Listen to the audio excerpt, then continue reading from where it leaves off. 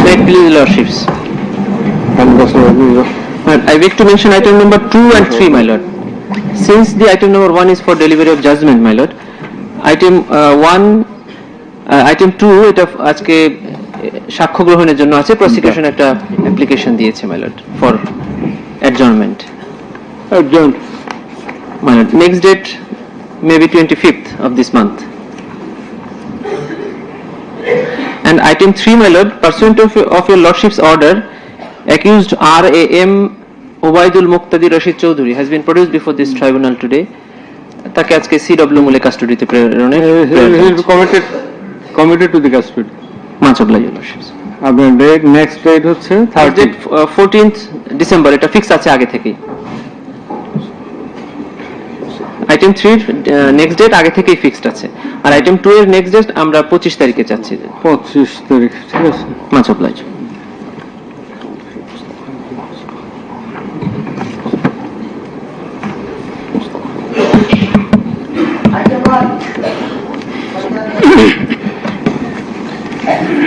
May it please your lordships. Well, in this item we are, on behalf of the prosecution, we are here for receiving the judgment, and I beg your lordships very kind permission as per section 9A2 for broadcast of the session, my lord. Including dais? No, excluding the dais. Much obliged, your lordships.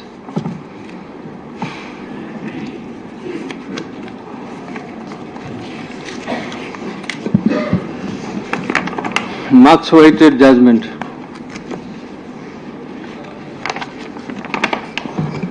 Before inserting, reading out the judgment, I want to extend thanks to the investigation team headed by co-coordinator for the conducting of the strenuous job.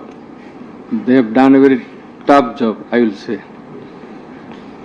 the investigation team. And I like to mention of Mr. Alamgir, investigating officer, and Mr. Joha, and other members of the investigation team. Many thanks to them. Thanks to my bench officers, assistant bench officers, and those who operated our devices and machineries, including Mr. Meher. He has done a lot in the preparation of the judgment. I also like to extend thanks to my registry, to all the staff, and to the respected journalists who have been working very hard to collect the informations of this tribunal during the last a long period. And we are very much thankful, grateful to the members of the martyrs and those who have been injured, who have lost their eyes, their skulls, their nose, teeth, legs, hands, handicapped. In spite of being handicapped, they attended the court, they deposed in the court, and they assisted in the running of the trial of the case. We are thankful to our police personnel and all other security staff, BGB, SB, DB, Metropolitan Police, and all others. And many thanks to those who have come to depose in the court. And very much thankful to the prosecution. The learned prosecutor, Mr.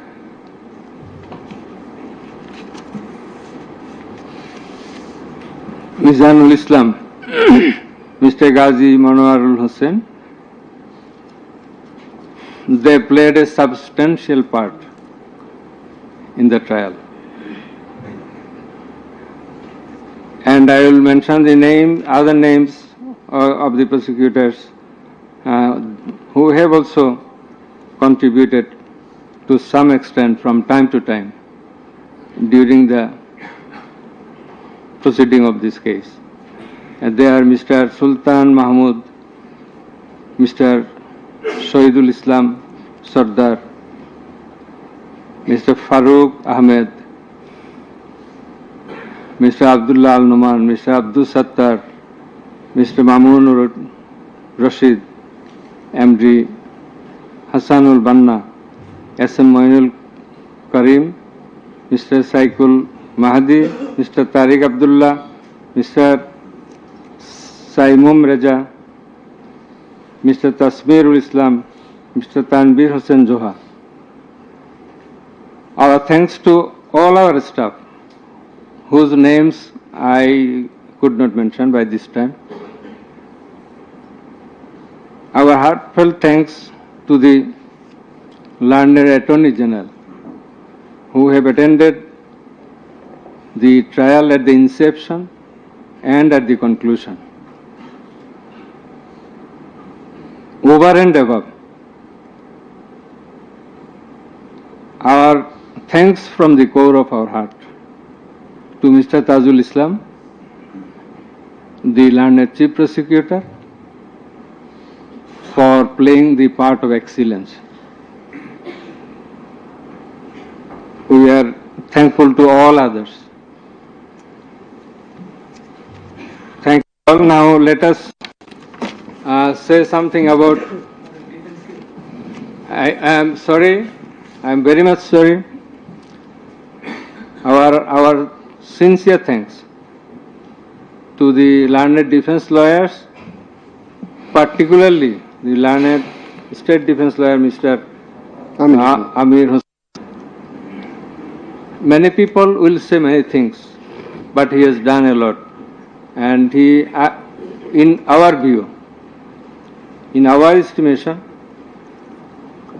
to the best of his possibility, he played the exact role he was supposed to, and that we expected. Thanks to him again. And if anyone is left, sorry that we do not by this time recollect. Our thanks to the learned Attorney General again for his kind presence. We are sorry for being late because many things are connected in the preparation of the judgment. This is a very big matter. For the last couple of days, we could sleep very little, and we had to work continuously for 10 to 12 hours every day. So, anyway, this is our job, but all of you are waiting. You have participated in many ways. Thanks to you all. Now let us discuss something about the judgment. I want to give an idea of the judgment. The judgment comprises 453 pages.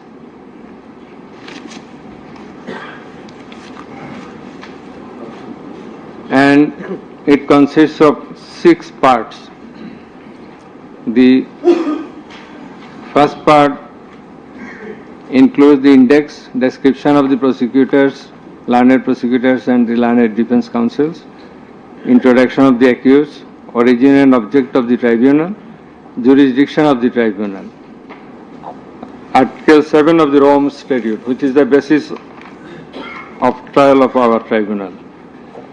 Elements of the crime against humanity. We are trying the offense, we are holding trial of the crime against humanity. So, elements of crime against humanity, these are enunciated by the Rome Statute and being followed and exercised by the International Criminal Court and other international tribunals. We are also following the Rome Statute as well as our law, and particularly the elements as enshrined therein. And elements of superior command responsibility. In such cases, superior command responsibility is bulkily involved, and that's why we have to have regard to this aspect as well. And we have stated the standard of the tribunal. That is, we compared the standard of this tribunal with the standard of the other international tribunals as well as the International Criminal Court. And we have said about the trial procedure, Part 2, pre-trial proceedings, Part 3, prosecution, story and defense case. We have stated about learned chief prosecutor's submission on charge, learned state defense counsel's submission on charge, thereupon decision on charge, and then we have given the description of evidences in Part 4. In Part 4, we have also given an account of the testimonies of the prosecution witnesses. In Part 5, we have given the illustration of the evidences, that is the discussion of the evidences. Used arms and ammunitions. We have given an account of the used arms and ammunitions. We have given a description, we have discussed about the telephonic conversations of accused Sheikh Hasina with a number of persons from time to time. We have discussed and extracted the reports of daily newspapers concerning the issues of this case, reports of United Nations Human Rights Commission, reports of Odhikar, another Human Rights Commission, reports of Human Rights Watch, and Globe Institute, and so on. We have discussed about the videos of the occurrences which have been displayed in the tribunal. And we have described the extent of cruelty administered upon the victims who have died and who have been seriously injured and lost their vital organs of the body. And we have talked about seized alamots. We have given account of the matters, number of matters, in accordance with the Gazette notifications published by our government and in accordance with the reports of United Nations Human Rights Commission and other organizations. In this context, I want to say that the exact report of martyrs or the victims or the sufferers or the injured persons or those whose whereabouts could not be traced, this is quite natural. You will understand that since our liberation war in 1971, still we could not finalize the list of martyrs, the list of freedom fighters, list of the war criminals and others. So there are lists, but it varies. So it's a timely matter. It may vary. Somewhere you will find the figure 800, somewhere 1000, somewhere 1400. So substantial amount of the protesters have been killed. This is the fact. We have described the police messages and directions passed from the high-ups to the downwards for doing the needful to control the protesters, curfew orders. Then in Part 6, we have described, we have given an account of the learned chief prosecutor's arguments. The points of arguments, pertinent points of arguments have been described. We have also described the pertinent points of arguments raised by the learned State Defense Council. Thereafter, we have given an account of our observations and inference. And finally, we pass the order. So, this is all about the judgment. Now we will read out the very pertinent portions of the judgment one by one. At first, our learned member 2, he will read out a portion of the judgment commencing from origin and object of the tribunal, jurisdiction of the tribunal, and he will read out Article 7 of Rome Statute, elements of crime against humanity, elements of superior command status, responsibility, and then the charges. Thereafter, learned member 1, he will read out some portions from the discussion of the evidences, the report of the United Nations Human Rights Commission, and then the extent of cruelty administered upon the victims, and thereafter the points of arguments submitted by the learned chief prosecutor and the learned state defense counsel. And finally, I will read out the conclusion and the order. So it will take about 40 minutes. We hope that you will be listening to the deliberations.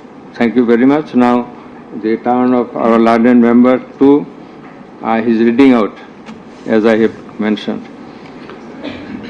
Origin and object of the tribunal. The International Crimes Tribunal has been established under the International Crimes Tribunal Act 1973 to provide for the detention, prosecution, and punishment of the persons for genocide, crimes against humanity, war crimes, and other crimes under international law committed within or beyond the territory of Bangladesh, whether before or after commencement of the Act. Jurisdiction of the Tribunal. The Tribunal has got the jurisdiction to try the offences enshrined in Section 3 and 4 of the International Crimes Tribunal Act 1973. Section 3 provides, a tribunal shall have the power to try and punish any individual or group or individuals, organization, or any member of any disciplined force, auxiliary force, or intelligence agency who, irrespective of his nationality, commits or has committed within or beyond the territory of Bangladesh, whether before or after the commencement of this Act, any of the crimes mentioned in its subsection 2. According to subsection 2 of Section 3, the following acts or any of them is crime within the jurisdiction of a tribunal for which there shall be individual responsibility. The Constitution of Bangladesh has given upper hand in Article 47, Subclause 3 thereof to the application of the provisions of International Crimes Tribunals Act 1973 in the following manner. Notwithstanding anything contained in this Constitution, no law nor any provision thereof providing for detention, prosecution, or punishment of any persons who is a member of any armed or defense or auxiliary forces, or any individual group of individuals or organization, or who is a prisoner of war for genocide, crimes against humanity, or war crimes and other crimes and crimes under international law shall be deemed void or unlawful, or ever to have become void or unlawful on the ground that such law or provisions of any such law is inconsistent with or repugnant to any of the provisions of the constitutions. Crime against humanity, namely murder, extermination, enslavement, deportation, imprisonment, abduction, confinement, torture, rape, sexual exploitation, enforced disappearance, human trafficking, sexual slavery, enforced prostitution, forced pregnancy, enforced sterilization or other inhuman acts when committed as part of a widespread or systematic attack direct against any civilian population with knowledge of the attack, or persecutions on political, racial, ethnic or religious grounds, whether or not in violation of the domestic law of the country were perpetrated. Section 4 provides as follows: any individual or groups of individuals or any member of any disciplined force, auxiliary force or intelligence agency who commits a crime within the jurisdiction of the tribunal shall be responsible and liable for a punishment. Any commander, superior officer or leader who orders, permits, acquiesces, incites or participates in the commission of any of the crimes specified in Section 3 or is connected with any plans or activities involving the commission of such crimes, or who fails or omits to discharge his duty to maintain a discipline or to control or supervise the actions of the persons under his command or his subordinates, whereby such persons or subordinates or any of them commit any such crimes, or who fails to take necessary measure to prevent the commission of such crimes.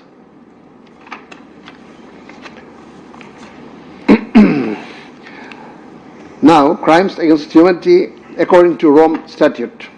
For the purpose of this statute, crime against humanity means any of the following acts when committed as part of a widespread or systematic attack directed against any civilian population with the knowledge of the attack.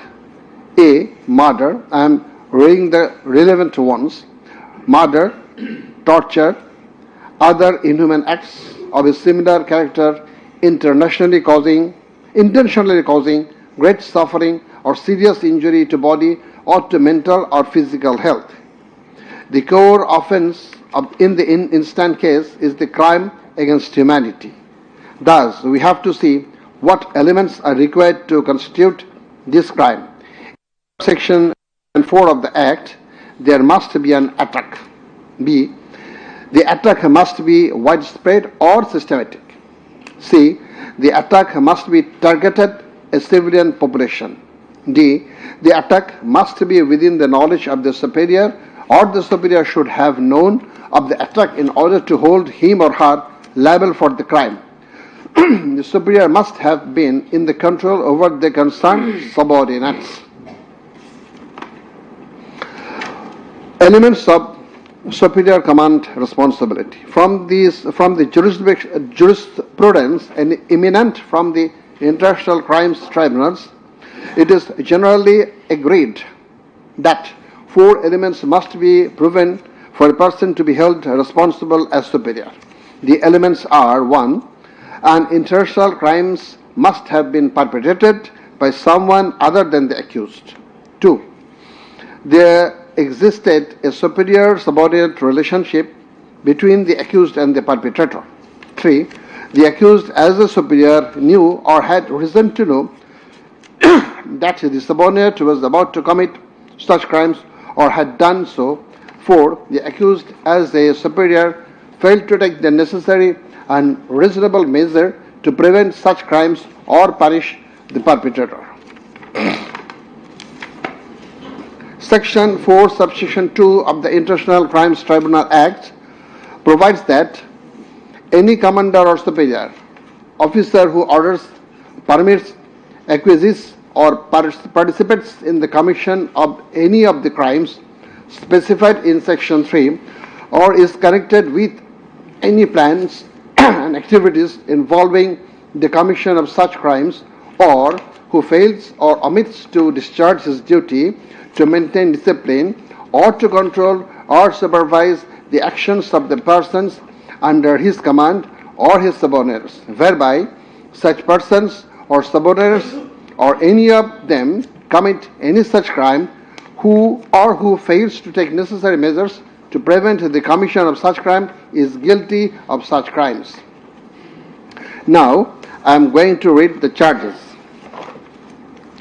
On the point of the jurisdiction of this tribunal raised by the learned State Defense Council, it may be noted that there is no scope in law to raise such question, since question of jurisdiction of the tribunal is barred by Section 24 of the International Crimes Tribunal Act. Regarding the allegations against the accused, he merely made flat denials thereto, without showing anything subsistence contrary to the acts complained of. On the other hand, on perusal of the formal charges and the documents submitted therewith, and also in consideration of the submission of the learned Chief Prosecutor and the learned State Defense Council, it has been made to appear to us that there are sufficient grounds for framing charges against the accused under Section 3, subsection 2, read with Section 4 of the Act. On hearing both sides, 5 charges were framed against accused Sheikh Hasina individually, and separate 5 charges were framed against accused Asaduzzaman Khan Kamal and Chaudhry Abdullah Al Mamun jointly. But on scrutiny of the documents and examination of the witnesses of the tribunal, deems to condign to reshape the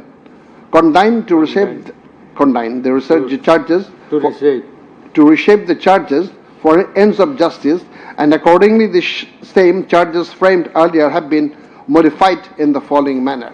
Charge number 1.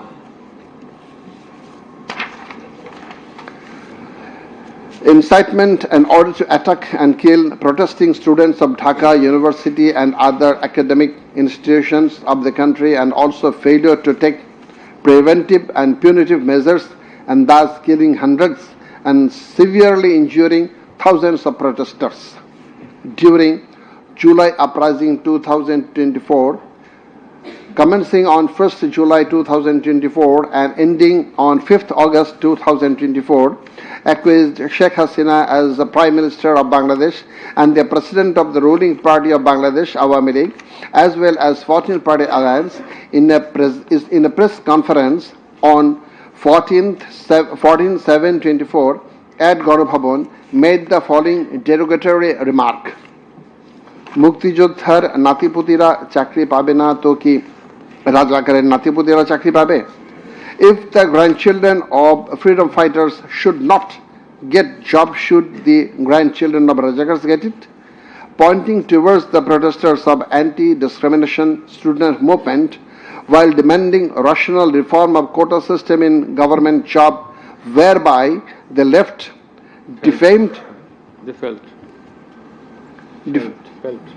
and defamed and aggrieved, since Rajakars are considering as collaborators of occupant Pakistan Army during Liberation War of 71. And thereafter, the term has been being used to stigmatize an individual or group of individuals as enemy of the state of the people. Moreover, in a telephonic conversation with ASM Maksud Kamal, the then Vice Chancellor of Dhaka University, Sheikh Hasina, mentioned that she ordered to hang the protesters as the Rajakars have been hanged before.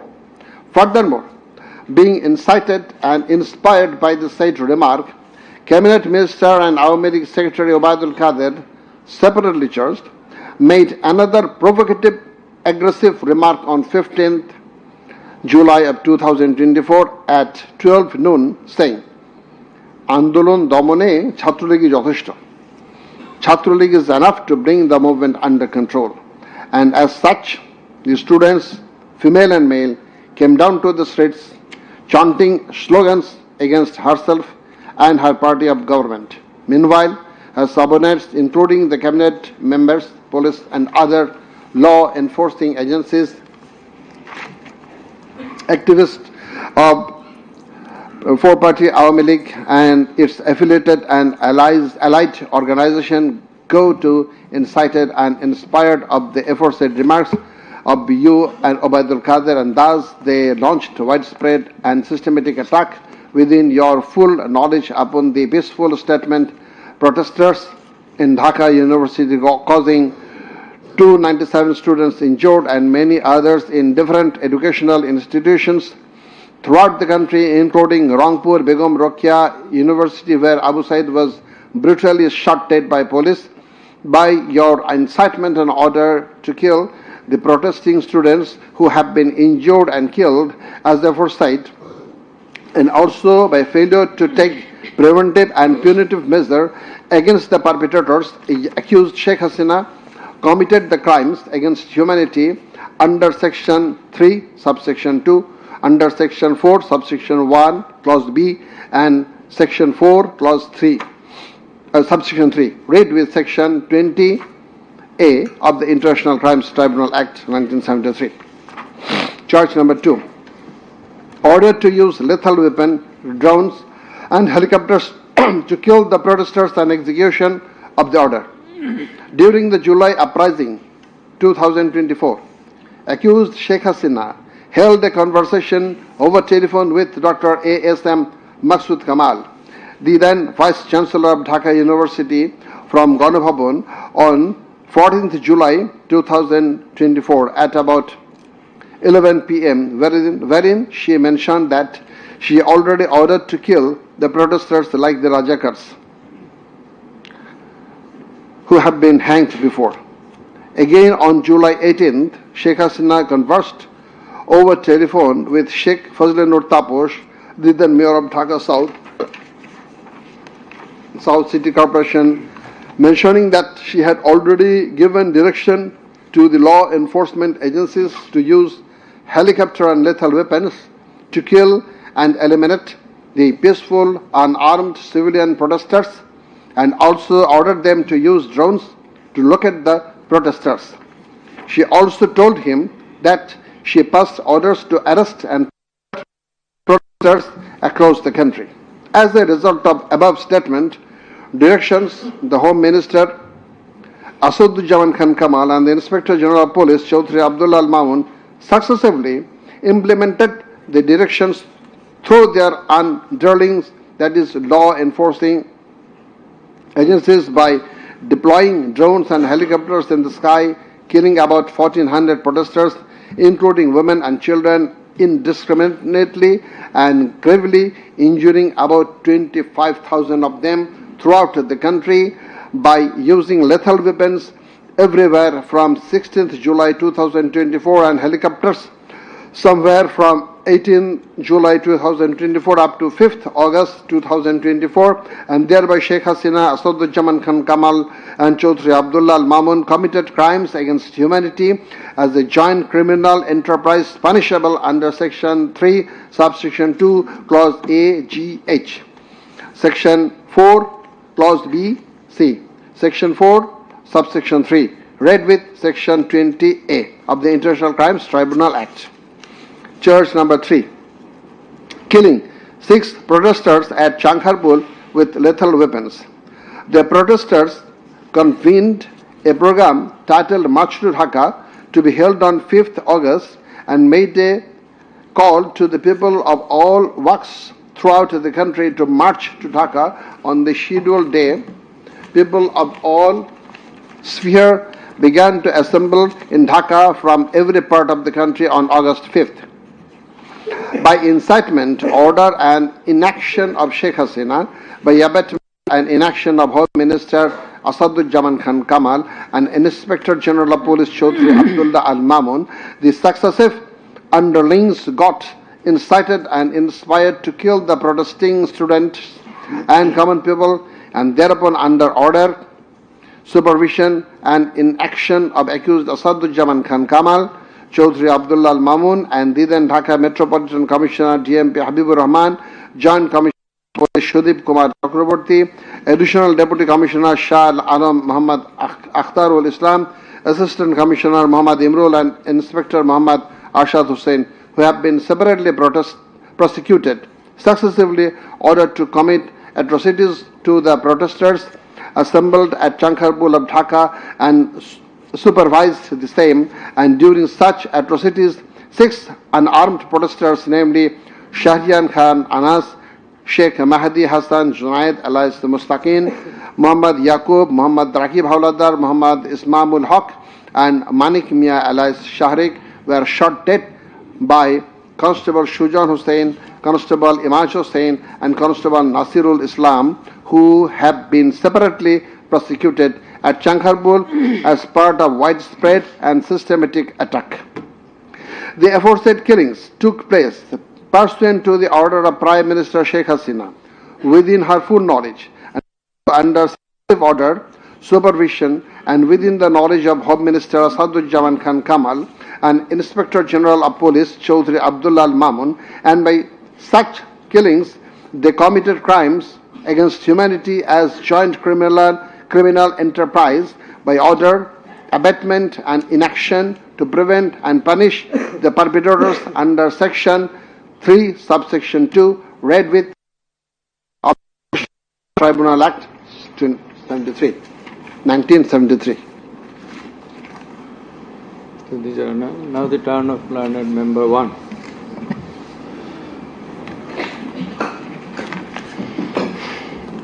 It transpires from the prosecution witnesses deposed in corroboration of the facts of incitement and order of accused Sheikh Hasina to deploy drones and helicopters and also to use lethal weapons to kill the protesters.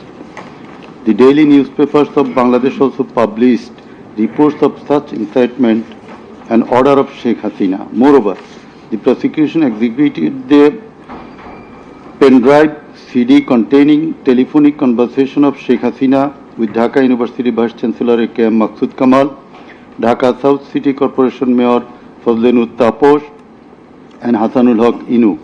The concerned device containing the said conversations have been played in the tribunal, and thereupon we find that in the conversation with the Dhaka University Vice Chancellor A.S.M. Maqsood Kamal, accused Sheikh Hasina mentioned that she already ordered to hang the students as Radhakars have been hanged.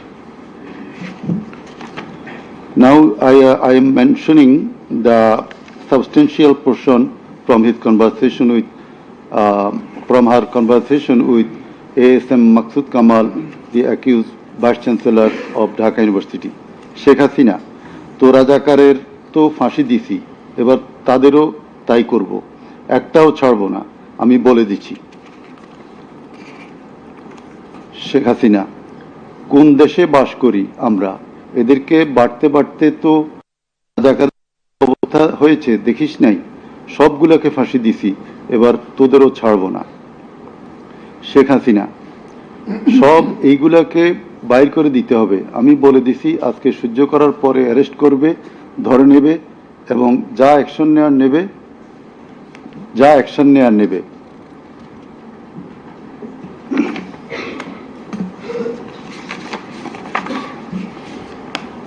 Then it also appears from the conversation with Dhaka South City Corporation Mayor Fazlenur Taposh, accused Sheikh Hasina told him that she ordered to kill the protesting students by using helicopters and lethal weapons. The substantial portion of the conversation is Sheikh Hasina, দরকার নাই, ওটা দরকার নাই, আমি সেনাপ্রধানের সাথে কথা বলেছি, ওরা রেডি থাকবে, ঠিক আছে। এখন তো আমরা অন্য করতেছি, ড্রোন দিয়ে ছবি নিচ্ছি আর হেলিকপ্টারে হচ্ছে মানে কয়েক জায়গায়। তাপস, তাহলে ওই কিছু ছবি দেখে পাকড়াও করা যায় না তাদের রাতের মধ্যে? শেখ হাসিনা, সবগুলিকে অ্যারেস্ট করতে বলেছি রাত্রে। তাপস, হ্যাঁ, পাকড়াও করলে ওদেরকে। শেখ হাসিনা, না, ওটা বলা হয়ে গেছে, ওটা নিয়ে র্যাব, ডিজিএফআই, এনএসআই সবাইকে বলা হয়েছে যে যেখান থেকে যে কয়টা পারবা ধইরা পেল। তাপস, জি। শেখ হাসিনা, ওটা বলা আছে, আর এখানে গ্যাদারিং দেখবে সেখানে, আর যেখানে গ্যাদারিং দেখবে সেখানে ওই উপর থেকে করাচ্ছি, অলরেডি শুরু হয়েছে কয়েকটা জায়গায়। তাপস, জি। শেখ হাসিনা, আমার নির্দেশনা দেয়া আছে, ওপেন নির্দেশনা দিয়ে দিছি এখন লেথাল উইপন ব্যবহার করবে, যেখানে পাবে সোজা গুলি করবে। তাপস: জি জি। শেখ হাসিনা: না পড়াইয়া দিছে, মেশিনপত্র সব পুড়ে গেছে, আমি বলছি যা যা পড়াতে, ও আমাদের সেতু ভবন পড়াইছে। তাপস: জি, ওরা রাতে মনে হয় আরো ব্যাপক আক্রমণ করবে।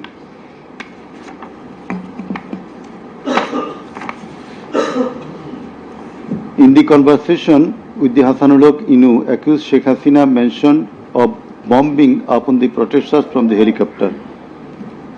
The substantial portion, relevant portion from the conversation. Sheikh Hasina: না, আমি বলছি ক্যাজুয়ালিটির দরকার নাই, ওরা ব্যারিকেড নিয়ে আছে তো ঠিক আছে, আকাশ থেকে নামবে, তখন দুই পাশ দিয়ে ধরবে, মেসেজটা দিয়ে দিতে পারেন যে সেনা পাঠানো হচ্ছে আর হেলিকপ্টার দিয়ে সোজা বম্বিং করা হবে, র্যাবের হেলিকপ্টার দিয়ে উপর দিয়ে মারবে। হাসানুল কিনু: আপনি এই জামাত শিবিরের মেরুদণ্ডতা আবার ভেঙে দেন ঢাকা শহরে। শেখ হাসিনা: এক্কেবারে। শেখ হাসিনা: হ্যালো। হাসানুল কিনু: হ্যালো, জি আসসালামু আলাইকুম। আমি ইনু বলছিলাম। হ্যালো। শেখ হাসিনা: হ্যাঁ বলেন। আচ্ছা, আমি এটা স্ক্রলে দিয়ে দিতে বলছি যে তোমরা ছাত্ররা সব ঘরে ফেরো, গার্ডিয়ানদেরকে বলছি এইখানে কিন্তু জঙ্গি হামলা হয়েছে। হাসানুল কিনু: হ্যাঁ, এটা রাইট। শেখ হাসিনা: না, এটা আমাকে বেশ কিছু আন্তর্জাতিক পাইছি, তারা এটাকে জঙ্গি হামলা হিসাবে কনসিডার বলতেছে। হাসানুল কিনু: হ্যাঁ, জঙ্গি হামলাই হয়েছে, এই কার্ডটা খেলবো আমরা এখন। শেখ হাসিনা: না, কার্ড খেলা না, এটা আমি আগে করি নাই, কিন্তু আমাকে আন্তর্জাতিক সংস্থা থেকে মেসেজটা দিচ্ছে যে এটা জঙ্গি হামলা। হাসানুল কিনু: জঙ্গি সন্ত্রাসের মোকাবিলা করছে এখন সরকার। শেখ হাসিনা: তারা আমাকে এটাই বলছে যে এটা জঙ্গি হামলা, দিয়ে দিব পেপারে।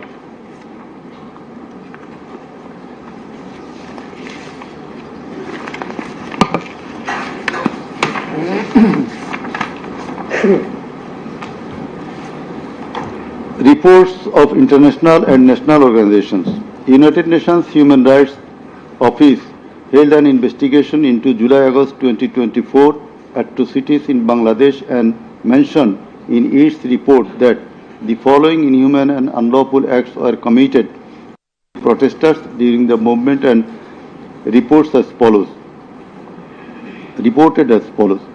Based on direct testimony from senior officials involved and other inside sources, OHCHR was able to establish that the integrated and systematic effort using the entire range of police, paramilitary, military and intelligence actors, as well as violent elements linked to the Awami League to commit serious violations and abuses occurred with the full knowledge, coordination and direction of the political leadership. The then Prime Minister and Home Affairs Minister led parallel efforts to coordinate the security and intelligence apparatus. Both received regular reports on the situation on the ground from multiple sources. According to senior official testimony, reports provided to the Prime Minister by senior officials on 21 July and in early August specifically conveyed concern about excessive use of force. Both political leaders and the leadership of Bangladesh Police and the Army also carried out site visits that would have provided them direct personal knowledge of violations that had taken place or were ongoing. Furthermore, the political leadership issued direct orders and other directives authorizing and guiding operations by BGB, RAB, DGRI, the Bangladesh Police and its detective branch that involved serious violations of human rights against protesters and other civilians, including extrajudicial killings and arbitrary detention. Based on reported deaths complied by governmental and non-governmental sources in combination with other available evidence, OHCHR assesses that as many as 1,400 people could have been killed during the protests. the vast majority of whom were killed by military rifles and shotguns loaded with lethal metal pellets commonly used by Bangladesh's security forces. Thousands more suffered severe, often life-altering injuries. More than 11,700 people were arrested and detained, according to the information from the police and RAB provided to OHCHR. Government attempted to intimidate and delegitimate the student protest movement, mobilized of Chhatra League, police and paramilitary forces, materialize of policing in Bangladesh, incited violence by armed Awami League and activists on and around university premises, conducted coordinated attacks by armed Awami League supporters and the police, use of force violations by police, RAB and BGB, including extrajudicial killing like killing Abu Said of Begum Ruqayya University, Rangpur, 16 July, made systematic indiscriminate use of shotguns loaded with lethal ammunition, suppressed peaceful assembly at Dhaka University on 17 July. Police, RAB and BGB extrajudicially killed protesters in Uttara on 18 July. Disproportionate and indiscriminate use of firearms in response to violent unrest, indiscriminately shooting in Rampura and Badda by BGP and police on July 19. Violently cleared the Dhaka-Chattogram highway in Jatrabari on between 16 to 21 July. Extrajudicial killings to suppress the march to Dhaka on August 5 involved the army who shot at protesters at Jamuna Future Park on 5th August 2024, used helicopter to intimidate and deploy possibly unlawful force, obstructed of medical care and denied necessary medical documentation, obstructed medical treatment of victim Sheikh Asabul Yamin, shot by police, caused mass arbitrary arrests, detention without due process and torture and ill treatment, caused block raids and mass arrests, including injured persons. Students and opposition leaders attacked journalists, children and women and caused unjustified shutdown of internet. In the said report, Mr. Volker Turk, the High Commissioner of Human Rights Office of United Nations, that the atrocities committed in July Revolution 2024 in Bangladesh was preconcerted and systematic in order to remaining in power. There are cogent grounds to believe that hundreds of extrajudicial killings, arrests, detention and torture were carried out by the political leaders and the highest law enforcing authorities within their knowledge and under their direction and supervision as strategy to suppress the movement, whereby human rights have been seriously violated and thus international crimes have been committed. He also observed that the evidences collected do depict a picture of widespread state atrocities and targeted killings. He further remarked that such atrocities ought to be brought under accountability. There are many other similar reports by the Global Institute International Truth and Justice Project, Bloodshed in Bangladesh, World Report 2025 of Human Rights Watch. Then we are going to videos of the occurrences. It appears from the Caesar list contained in Volume 4, captions, Caesar list and documentary evidence that a good number of videos of the alleged occurrences have been seized by the investigating officer, which are described below. Number 1. A video of 1 hour 23 minutes and 5 seconds showing a press conference dated 14 July 2024 of accused Sheikh Hasina after her return from China, in which she, in answer to a question of one journalist, angrily remarked, pointing towards the protesting students, মুক্তিযুদ্ধের বিরুদ্ধে আর মুক্তিযোদ্ধার বিরুদ্ধে এত ক্ষোভ কেন? মুক্তিযোদ্ধাদের নাতিপুতিরা চাকরি পাবে না তো কি রাজাকারের নাতিপুতিরা পাবে? Number 2, a video of 35 seconds dated 15 July 2024 showing protest of the agitated students of Dhaka University at midnight against the remark of Sheikh Hasina made in the press conference dated 14 July 2024 pointing towards the protesting students. Number 3, a video showing the remark Rajakarder jawab debe Chhatrolig. Number 4, a video of 1 minute 5 seconds which shows attack upon the students of Kota movement by Bangladesh Chhatra League leaders and activists on 15 July 2024 at night. A video which shows that Prime Minister Sheikh Hasina, while visiting damaged metro rail station on 26 July 2024, defended her previous comment in the press conference dated 14 July 2024. Number 6, a video showing Prime Minister Sheikh Hasina in course of her deliberation in a function of Jubo Mohila League held in July 2024 commented that the Kota movement was illogical and also commented Jamaat Shibir Manusher Jatna.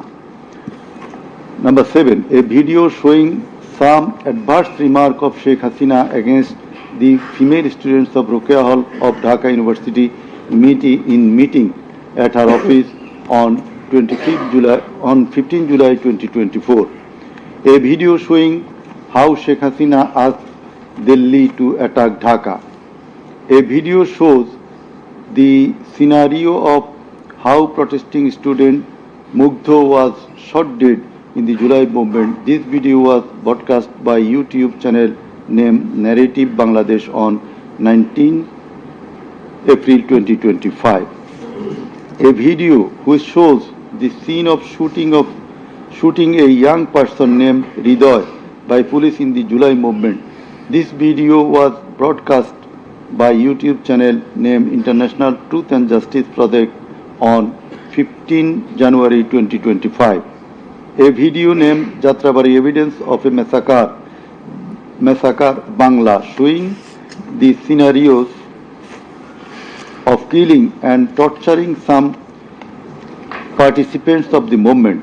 This video was broadcast by International Truth and Justice Project YouTube channel on 14 January 2025. A video showing the scene of carrying bullet-stricken young man named Nafiz at Farm Gate of Dhaka. This video was broadcasted in Jamuna TV YouTube channel on 14 August 2024. A video showing how movement participant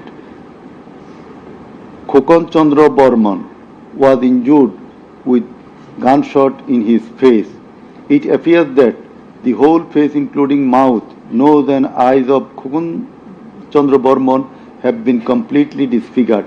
This victim deposed in the tribunal as PW number 1. A video titled নির্মম 19 জুলাই শতাধিক লাশ হাজারো গুলিবিদ্ধ রক্তের জন্য হাহাকার DMC 19. A video titled RAB helicopter attacked Kota Andolon 2024 showing operation upon the protesters from RAB helicopters at different parts of Dhaka in July 2024. A video showing how protester Imam Hassan Taim Bhuiya was shot dead at Jatrabari, Dhaka. 4 videos in a pen drive showing the passing of order by DMP Commissioner Habibur Rahman to the subordinate asking them to shoot the protesters below waist. A number of videos showing shooting upon the protesting people from helicopter. A video showing the scene of burning the dead bodies of protesting students and common people by police at Ashulia, Dhaka on 4th August 2025 during the July movement. A video showing the scene of Abu Said, a coordinator of July movement 24, being shot multiple times by police at a close range with lethal weapon. A video showing the scene of a dead body of protester Asabul Yamin being thrown from APC armed personnel carrier by police. A video which showing the accused Home Minister Asaduzzaman Khan Kamal defending the use of lethal weapon by police. Extent of cruelty. It transpires from the evidences that cruelty of the extreme level was administered upon the dead and injured protesters. Police and activists of Awami League, Chhatra League and Jubo League blocked the entrance and exit of ambulances carrying the injuring protesters. Hospitals were asked not to give admission to the injured protesters.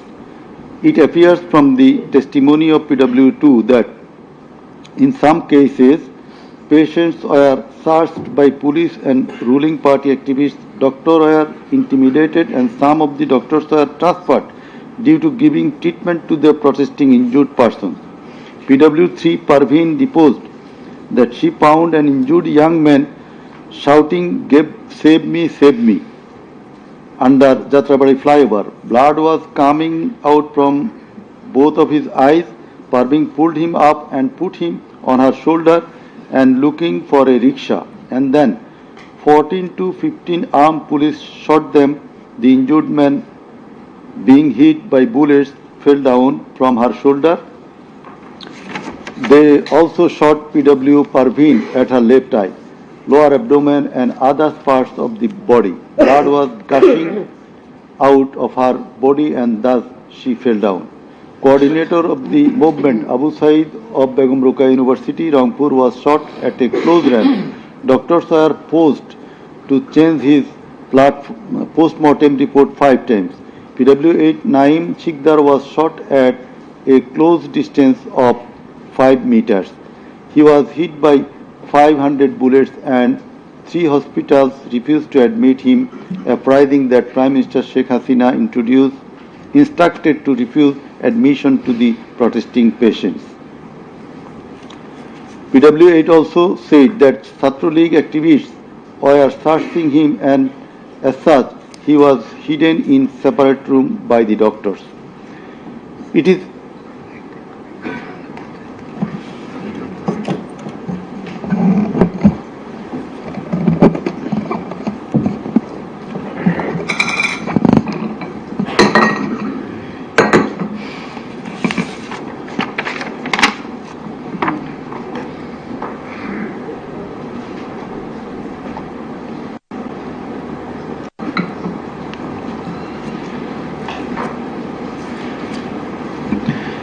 It is revealed from the evidence of PW9 Shahina Begum that police burned the dead body of her son along with some other dead bodies in Ashulia of Dhaka. PW10 MD Enab Nazez Zaki also stated that his son was killed and then the dead body was burnt by police in Ashulia. We find from the testimony of PW10 Asabur was shot dead and set ablaze. It appears from the testimony of PW13 Dr. Muhammad Mahfuz Rahman that most patients admitted to the hospital had no skull. The detective branch members had forbidden the doctors not to be serious in the treatment of the protesting patients and also that they had been instructed from the higher authorities not to release the protester patients admitted there. The patients were mostly aged 13 to 30 years. The DB also asked the doctors not to admit any more patients injured in the movement. This witness also said that in order to hide the injured patients from the sight of DB personnel, the doctors adopted some tactic like changing the names of the patients and the type of injury in the admission register and recording road accident or other reasons instead of bullet wounds. It appears from the evidence of PW15 Dr. Hassanul Banna that police and Awami League activists prevented treatment of the protester patients, prohibited new admission of such patients, checked admission register, took away list of patients, set down entrance of the hospital and prevented entrance and exit of the ambulances and patients. This witness also said that one patient named Mustaqin Billah was admitted through an alternative entrance. To save the protester patients, the doctors had to change the name of the patients and particular of their problems, remove them from the general ward to the post-operative ward, ICU special cabin. He added that treatment was given to such patients at risk of life of the doctors. We find from the deposition of PW18, Dr. Razibul Islam, that he was forced to change the post-mortem report of Abu Said 4 to 5 times. He was threatened with the saying that if he does not change the cause of death of Abu Said, he would be prosecuted. He was further told that there was an intelligence report against him. PW19 Shariful Islam was injured in the bomb in Kustia. 62 pellets were removed from his body and 500 more still in his body. It is revealed from the evidence of PW21 Dr. Zakia Sultana that on 18 July 2024 they received 200 patients aged about 14 to 25 years with bullet injuries. On 19 July 2024, also similar number of patients with bullet injuries were admitted in the hospital. Numerous patients with bullet injuries were admitted on 4th, 5th, 6th August 2024. It further appears from the evidence of this witness that out of apposite patients, 493 lost one eye forever, 11 lost both eyes forever, 28 lost vision of both eyes, and 47 lost vision of one eye. It appears from the evidence of PW22, Mr. Idris, that while his son Maruf Hussain, after being shot by police, was being taken to the hospital, a policeman poked the wounded area of his son with the rifle butt.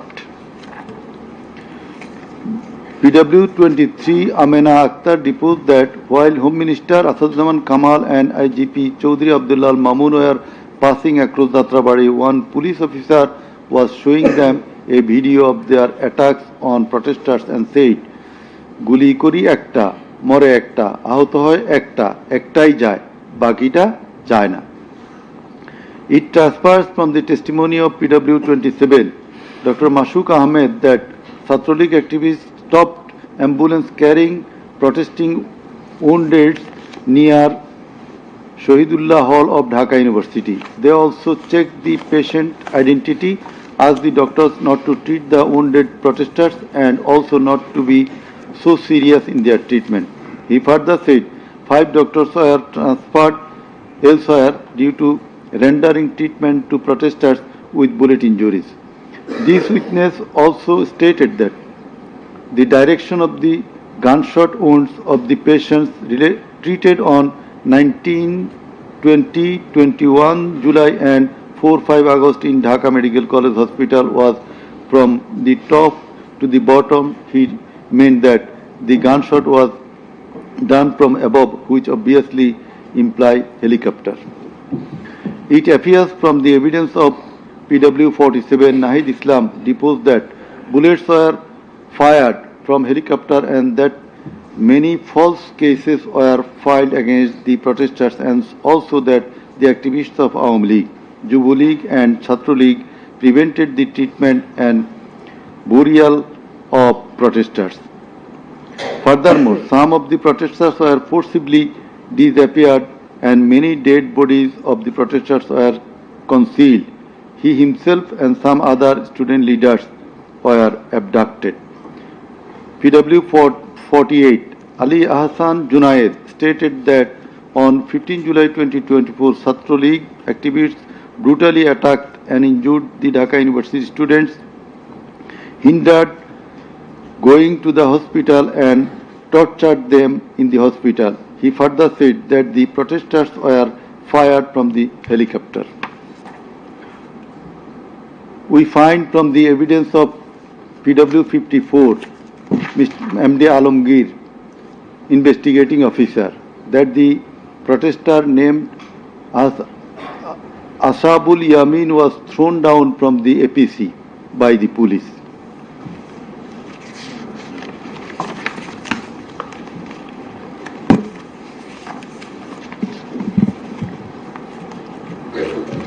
Summing up by the learned Chief Prosecutor.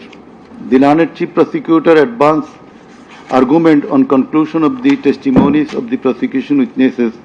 He submitted that the instant case is an unprecedented and unexceptional one in the history of this subcontinent. After achieving independence in 1971, the people of the country had a great expectation and belief that all sorts of suffering, poverty, tyranny and high-handedness of the government and the mighty quarters would come to an end and people would enjoy liberty, happiness and all fundamental rights, but all these have been doomed to ashes. The learned prosecutor dubbed the ruling party Awami League as fascist ab initio. From the very inception of independent Bangladesh, the Awami League government concentrated to perpetuate its power by way of exploitation, torture, killing, abduction, denial of democracy and fundamental rights of the people, freedom of press and speech, as well as social justice, and thereupon established dictatorship by forming Bakshal.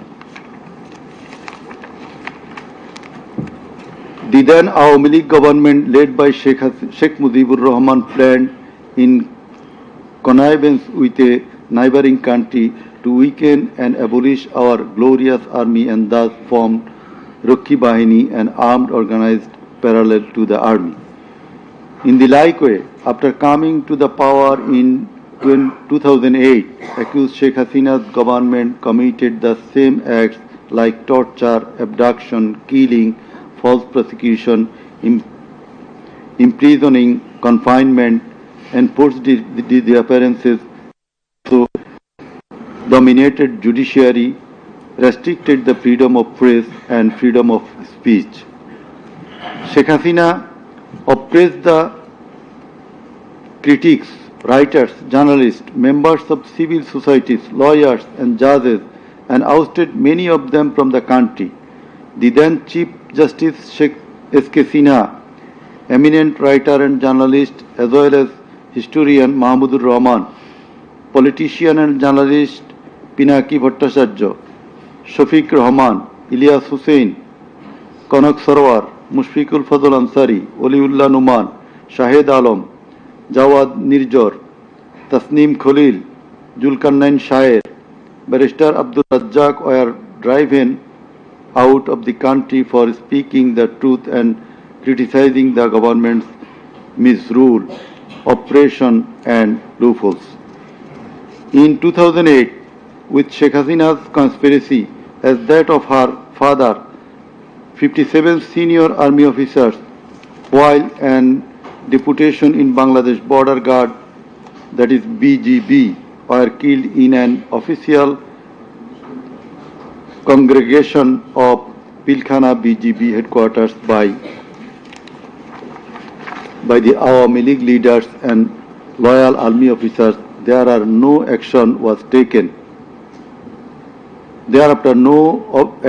taken against those killers. In 2013, the law enforcers and the ruling party activists killed hundreds of innocent young and underage madrasa students in a congregation arranged by Islamic organization Hefazat-e-Islam at Shapla Chattor, Dhaka, without any cogent reasons, and thereafter no action was taken against the killers. For perpetuating her power, accused Sheikh Hasina politicized judiciary, army, law enforcing agencies, bureaucracies, and all other departments and made them subservient of herself and her government. With the ulterior motive of remaining in power for long, Sheikh Hasina obtaining a verdict from the court given by her loyal judges headed by Chief Justice A.B.M. Khairul Haq, now in jail, abolished the most popular and well-settled electoral system under caretaker government, held an expert election in 2014, ignoring the participation and demands of the opposition parties, and in that election 153 candidates of the ruling party Awami League were elected without any vote. Again, a partial election was held in 2018, in which ballot boxes were filled up in the night preceding the day of election, without carrying the demands of the opposition parties for holding election by a caretaker government for the sake of security, fairness, and transparency. Accused Sheikh Hasina held another partial ex-party election known as dummy election in January 2024 without allowing the political parties to participate. In 2024, the students launched a movement claiming reformation in the quota system in government jobs. They particularly demanded reduction of quota to 5% from 56%. Instead of fulfilling the demand of the students or speaking with them on the issue, Sheikh Hasina, in a press conference on 14 July 2024, made a derogatory comment pointing towards the students of Quota movement, saying, "Mukti Juddhar Nati Putira Chakri Pabe na to ki Rajakarer Nati Putira Chakri Pabe." Whereupon the student of Dhaka University got extremely agitated and assembled at Raju Bhaskarjo in front of TSC of Dhaka University, where they protested against Sheikh Hasina's humiliating comment and demanded her apology. Meanwhile, Awami League Secretary and Cabinet Minister Obaidul Qadir and Chhatra League Yuva League leaders stated in their party meeting that Chhatra League was enough to control the protesting students, and thus the agitation spread out in all other educational institutes throughout the country. The armed activists of Chhatra League and Yuva League attacked all on a sudden upon the protesting students with deadly weapons at the midnight, causing 297 of them injured and hospitalized. Moreover, the said terrorists hindered the injured students from going to the hospital, and furthermore, they also attacked the injured students in the hospital. From 16 July 2024, the Chhatra League and Yuva League terrorists, along with the law enforcers, killed and injured many students at various parts of the country. On 16 July 2024, as part of the widespread and systematic attack, student Abu Said of Rangpur Begum Ruqayya University was repeatedly shot at a close range by police, causing his death and also injured many protesting students. Accused Sheikh Hasina ordered the law enforcers and the activists of Awami League, Chhatra League and Yuva League to use drone, helicopter, lethal weapons to kill the protesters, and accordingly, from 18 July to 1st August 2024, they killed hundreds of protesters and injured thousands throughout the country by using drone, helicopter, and various types of lethal weapons. As part of the widespread and systematic attack in pursuance of the incitement and order of accused Sheikh Hasina and direct participation, abatement order and supervision of accused Asaduzzama Khan Kamal and Inspector General of Police Chaudhry Abdullah Mamun, 6 protesters were brutally killed and many were seriously injured with lethal weapon by police at Sankarpur on 5th August 2024. Similarly, the law enforcers and activists of Awami League, Chhatra League and Jubo League killed 6 persons at Ashulia with lethal weapons on 5th August 2024. One of the 6 was unidentified. After being shot dead, police inhumanly burned the dead bodies. Before being burned, the dead body unidentified protesters was alive. The learned chief prosecutor submitted that the family members of the martyrs, the injured victims, and other witnesses proved the aforesaid occurrences. The said occurrences were also recorded in videos and audios which have been played in the tribunal. The conversations recorded in DVD, CD, and the videos of the occurrences have been examined by the CID experts who found that the said conversations and videos are not generated by artificial intelligence. In addition to the incitement, order, participation of the accused in the alleged atrocities, the accused are liable for their abstention from taking measures for the prevention of the same or taking any punitive measures against the doers thereof. Being the Prime Minister, accused Sheikh Hasina was the Supreme Commander of the law enforcing agencies, inclusive of the Home Minister and the Inspector General of Police, and as such, the crimes against humanity in question could not take place without the involvement, express or tacit of them. The learned chief prosecutor added that the movement of the students continued for 36 days, during which, as stated herein before, hundreds of protesting students and common people were killed and thousands were seriously injured, most of whom became permanently handicapped and blind. But accused Prime Minister Sheikh Hasina and the other accused and none of the government authorities or the leaders of the ruling party Awami League expressed concern or remorse for such atrocities so far.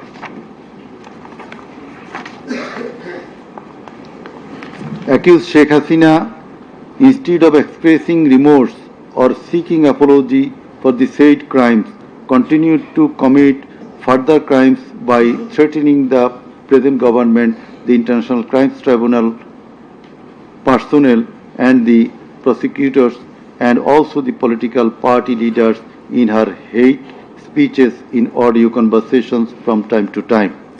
This tribunal, by an order on the application of the prosecution, prohibited Sheikh Hasina to be restrained from making hate speeches anymore, but she continued to do so. Sheikh Hasina committed contempt of this tribunal by threatening the concerned officials of the government as well as the tribunal personnel, inclusive of the prosecutors, to kill 226 persons and burn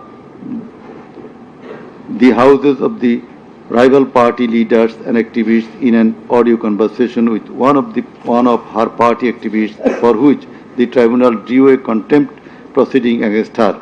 In the said proceeding, the tribunal convicted Sheikh Hasina and sentenced her with 6 months imprisonment.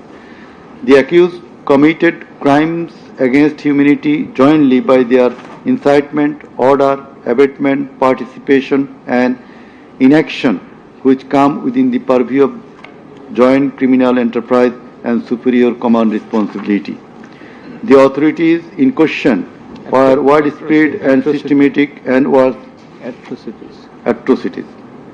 The atrocities in question were widespread and systematic, and it was directed against the civilian population.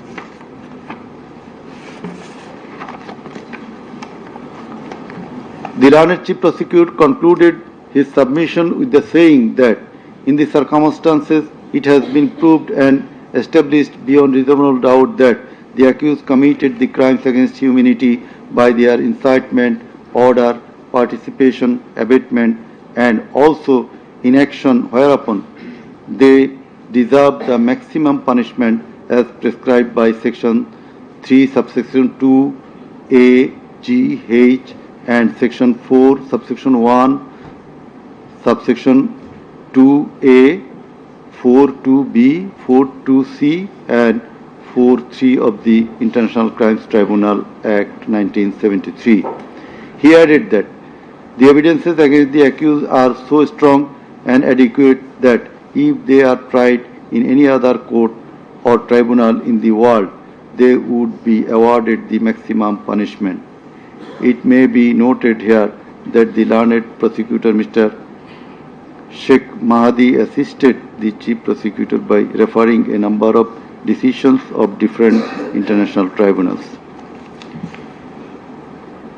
In the summing up session, the learned Attorney General of Bangladesh appeared and shared the concluding submission. In his submission, the learned Attorney General referred to the conviction and sentence of many of the heads of government and states in the world for their commission of crimes against humanity, and thereupon he asked for awarding maximum punishment to the accused of the instant case so that no other Prime Minister or the head of state recur such atrocities in the days to come. Summing up by the learned State Defense, Mr. Amir Hussain, the learned State Defense Counsel, argued that accused Sheikh Hasina and Asaduzzaman Kamal are quite innocent. The accused did not incite or order or participate or abet the commission of the crimes against humanity in question. The trial itself against the accused under the International Crimes Tribunal Act 1973 is unlawful since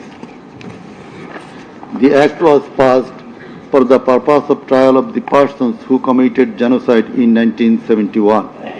Allegedly, the atrocities spread throughout the country, but the prosecution failed to examine witnesses of all the districts where atrocities took place. The learned Defense Counsel submitted that no helicopter was used to kill the protesting students and public in the July-August movement 2024. The audio conversations in question have not been duly examined by the experts. Although the audios have been examined by CID, the same should have been examined by some more experts.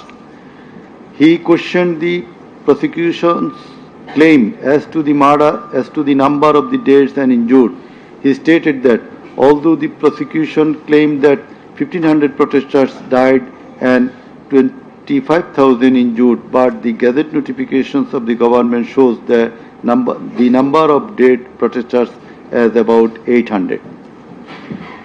He emphatically asserted that accused Sheikh Hasina did neither incite nor order nor take part in the alleged atrocities or crimes against humanity.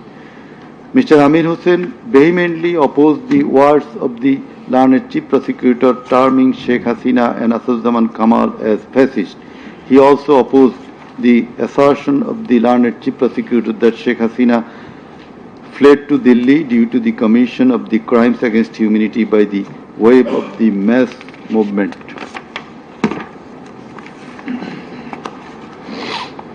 Rather, she was compelled to depart the country against her will. The learned State Defense Counsel argued that the attack in question was neither widespread nor systematic nor directed against the civilian population. The learned State Defense Counsel further submitted that the accused Sheikh Hasina and Asaduzzaman Khan Kamal cannot be held liable for joint criminal enterprise or superior command responsibility. He finally submitted that accused Sheikh Hasina and Asaduzzaman Khan Kamal are quite innocent and as such they deserve to be acquitted of the charges.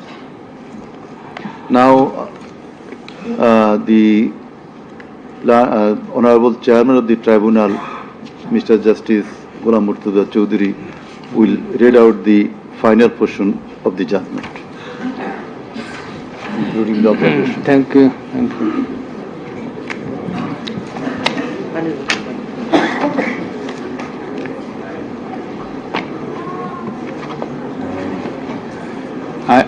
I will start with some matters of judicial notice.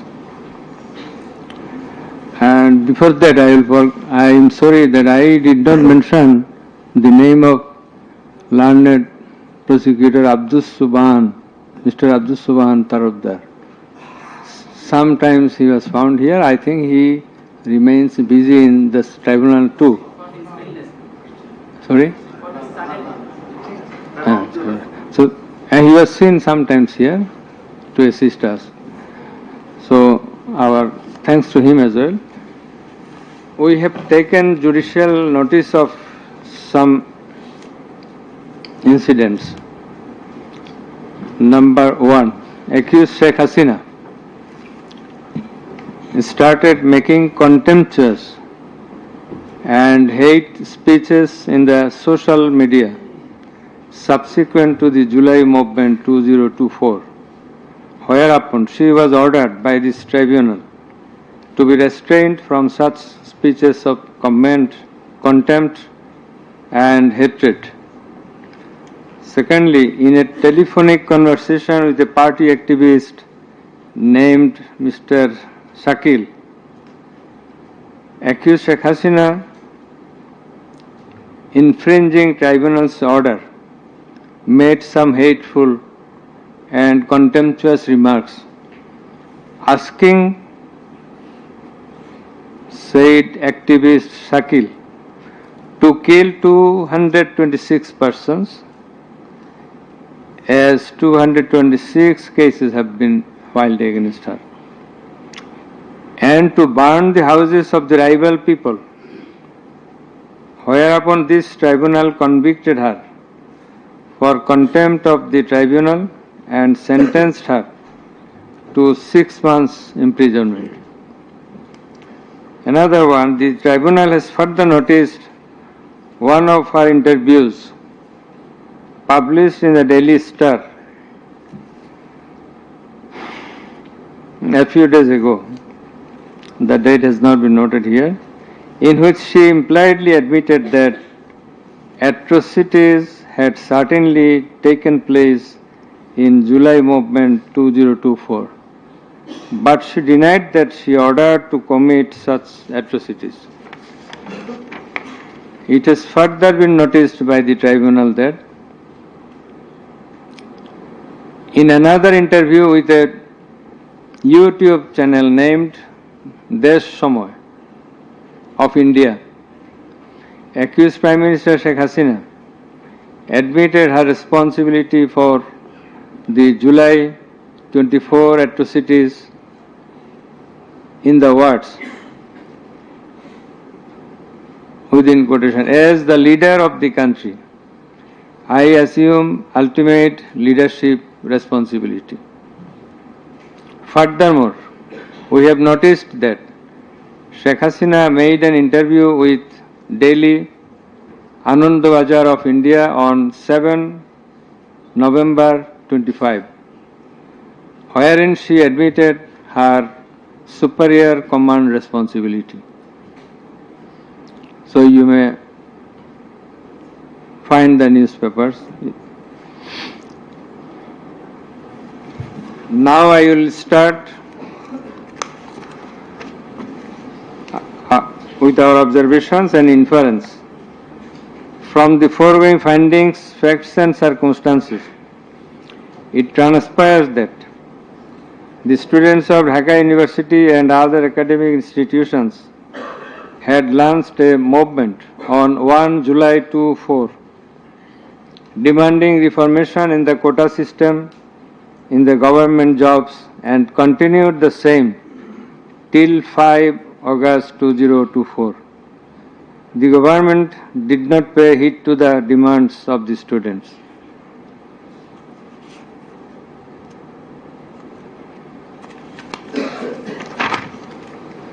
Instead of listening to the students and fulfilling their demands, the then Prime Minister, accused Sheikh Hasina, undermined the movement and made a derogatory remark pointing towards the students, terming them Rajakars. The term is an objurgation. In Bangla, this is a gali. In her words, Mukti Joddhar Natiputira Chakri pabe na to Rajakarer Natiputira pabe. As the aftermath of aforesaid objurgation and the derogatory remark of accused Sheikh Hasina, the students, including female students who were at the forefront of Dhaka University, burst into a rage and assembled at the Raju Bhaskarya in front of TSC of Dhaka University and vehemently protested against the said objurgation and defamatory words of Sheikh Hasina, and also demanded her apology and withdrawal of the said words. In the night following 14 July 2024, accused Sheikh Hasina held a telephonic conversation with Dhaka University Vice Chancellor ASM Maksud Kamal, and in course of the conversation, Sheikh Hasina said, রাজাকারদের তো ফাঁসি দিয়েছি, এবার তোদেরও তাই করব, একটাও ছাড়ব না, আমি বলে দিচ্ছি। Rajakars have been hanged, now they also will be hanged, none will be spared, I have already ordered. This is the translation. She again said, রাজাকারদের কি অবস্থা হয়েছে দেখিস নাই, সবগুলোকে ফাঁসি দিছি, এইবার তোদেরও ছাড়ব না। In the said conversation, Sheikh Hasina further said, আমি বলে দিচ্ছি আজকে সহ্য করার পর অ্যারেস্ট করবে, ধরে নেবে এবং যা অ্যাকশন নেওয়ার নেবে। And it is crystal clear that Sheikh Hasina expressed her incitement to the activists of her party Awami League and affiliates Chhatra League and Yuva League, and also gave provocation to the protesters, and furthermore she expressed that she ordered to kill and eliminate the protesting students.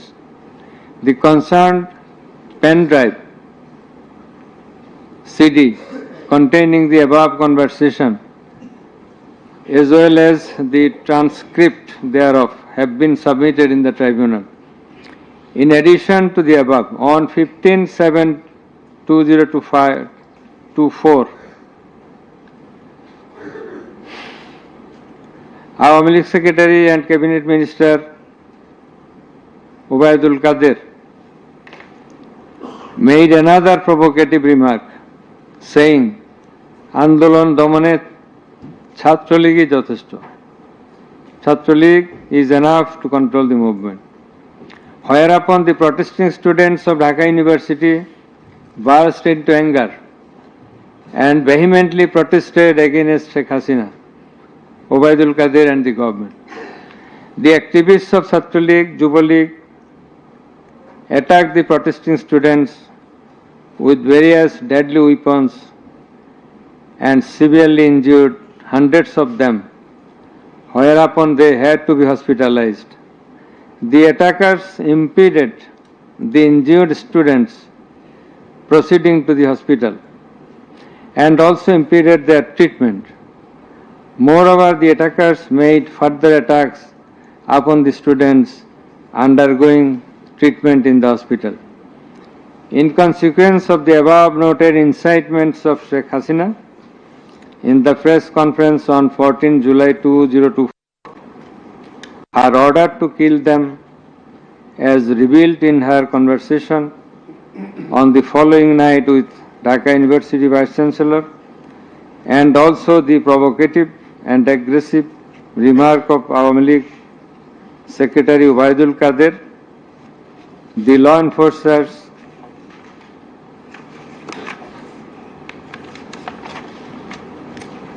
and activists of Chhatra League and Yuva League attacked the protesting students at Dhaka University throughout the country, inclusive of Rangpur, Begum Rokeya University. And in furtherance thereof, police shot Begum Rokeya University student Abu Said repeatedly at a close range, whereupon he succumbed to the gunshots. The above mentioned conversation of Sheikh Hasina with the Dhaka University Vice Chancellor S.M. Maksud Kamal has been examined by the experts in the CID Forensic Laboratory, and it appears from the report of the examination that the conversation was genuine and that the same have not been generated by artificial intelligence, AI. The concerned experts deposed in corroboration of the genuineness of the impugned conversation. Furthermore, we find support of such conversation in the reports of daily newspapers. In addition to the above, the concerned CD, pen drive containing the conversations has been played in the courtroom in course of the proceeding, and thereupon the conversation seemed to be genuine. The remarks of Sheikh Hasina in the press conference on 14/7/24 has been watched by many people in the television channel and social media. Almost all the witnesses, while deposing in the tribunal, mentioned that they watched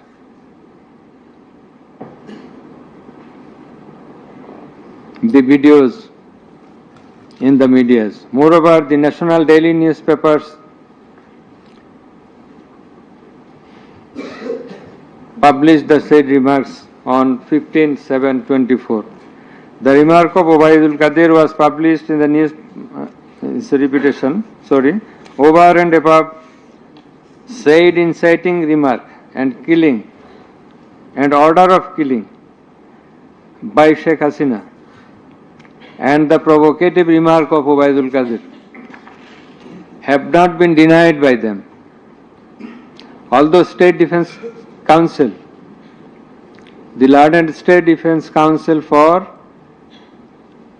the absconding accused Sheikh Hasina and Asaduজ্জামান Khan Kamal submitted that the conversation between Sheikh Hasina and ASM Kamal, Maksud Kamal, has not been properly tested, but he failed to show any cogent reasons in this regard.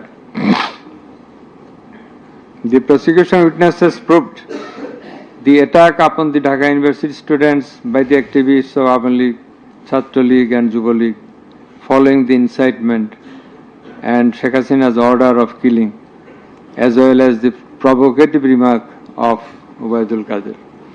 Sheikh Hasina ordered the law enforcing agencies to use drone for locating the congregating protesters and thus to use helicopter and lethal weapons to kill them. Such order has been disclosed by Sheikh Hasina in her telephonic conversation on 18/7/2024 with Dhaka South City Corporation Mayor Fazle Nur Taposh, as it has been read beforehand. and also with Hassanul Haq Inu. The concerned pen drive CD containing the aforesaid conversations have been submitted in the tribunal. The said conversations have been examined in the forensic laboratory of CID, and the concerned experts found that the conversations were genuine and not generated by artificial intelligence, AI. Moreover, the pen drive CD containing the conversations in question have been played in the courtroom, and we have heard the conversations, and thereupon it appeared to us that the conversations are real, not fake and fabricated. Accused Prime Minister Sheikh Hasina, accused Home Minister Asaduzzaman Khan Kamal, accused Inspector General of Police Chaudhry Abdullah Al Mamun acted jointly in connivance and collaboration with each other to commit the atrocities in order to kill the protesters throughout the country. It has been disclosed by Chaudhry Abdullah Al Mamun in his testimony that a core committee consisting of Home Secretary Jahangir, Additional Home Secretary Political Mr. Tipu Sultan, Additional Secretary Reza Mustafa, SB's Chief Monirul Islam, DB Chief Harun Rashid, RAB DG Barrister Harun Rashid, DMP Commissioner Habibur Rahman, DG of BGB Major General AKM Major General Ashrafuzzaman Siddiqui, DG of Ansar Major General AKM Aminul Haq, NTMC Chief Major General Ziaul Ahsan, DGFI Chief and NSI Chief used to hold meeting every night after 19 July 2024 at the residence of Home Minister Asaduzzaman Khan Kamal. Accused Chaudhry Abdullah Al Mamun said that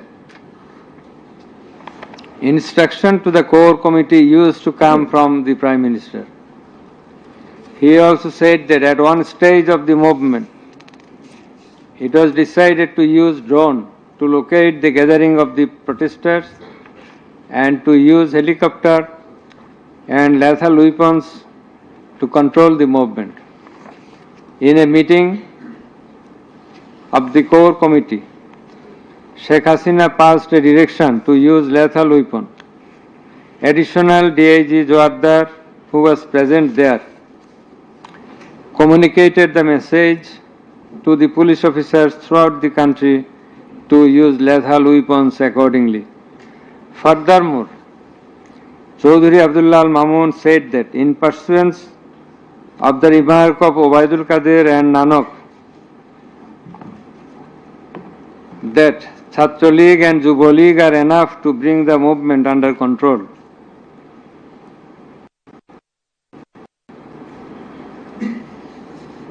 He further said that following such remarks, activists of Chhatra League and Jubo League attacked the students of Dhaka University. He also said that a lot of protesting students and public were killed by using drone, helicopter and lethal weapons throughout the country. Chaudhry Abdullah Al Mamun further asserted in his testimony that he, along with Home Minister Asaduzzaman Khan Kamal, Home Secretary and DMP Commissioner, went to Narayanganj on 29/7/24 to observe the situation of the movement, and on the way they stayed for a while in front of Jatrabari police station, and then DC Iqbal of Wari Zone showed a video to the Home Minister on his mobile and said, "We shoot one, that one dies, that one gets injured, but the others do not move. Therefore, it is perspicuous from the above that all the three accused led the operations against the protesting students and public jointly as a matter of joint criminal enterprise. As the aftermath of Sheikh Hasina's order, as well as the supervision and guidance of accused Home Minister Asaduজ্জামান Khan Kamal and IGP Chaudhry Abdullah Al Mamun, the law enforcers and activists of Awami League, Chhatra League and Yuva League invaded the protesting students and public throughout the country by using drone, helicopter and lethal weapons, causing death to about 1,500, inclusive of 6 protesters at Sankarpur of Dhaka, namely Shahriar Khan Anas, Mahdi Hassan Junaid, MD Yaqub, MD Rakib Hauladar, Muhammad Ismamul Haq, Manik Mia alias Shaharik, and another 6 protesters at Ashuria of Sabar, namely Sajjad Hussain Sojol, As-Sabur, Tanzil Mahmud Sujoy, Bayezid Bustami, Abul Hussain, and another unidentified protester near Dhaka, and caused grievous injuries to about 25,000 of them. In Ashulia, the aforesaid 5 dead bodies and another body of an unidentified injured protester were burned with petrol by police.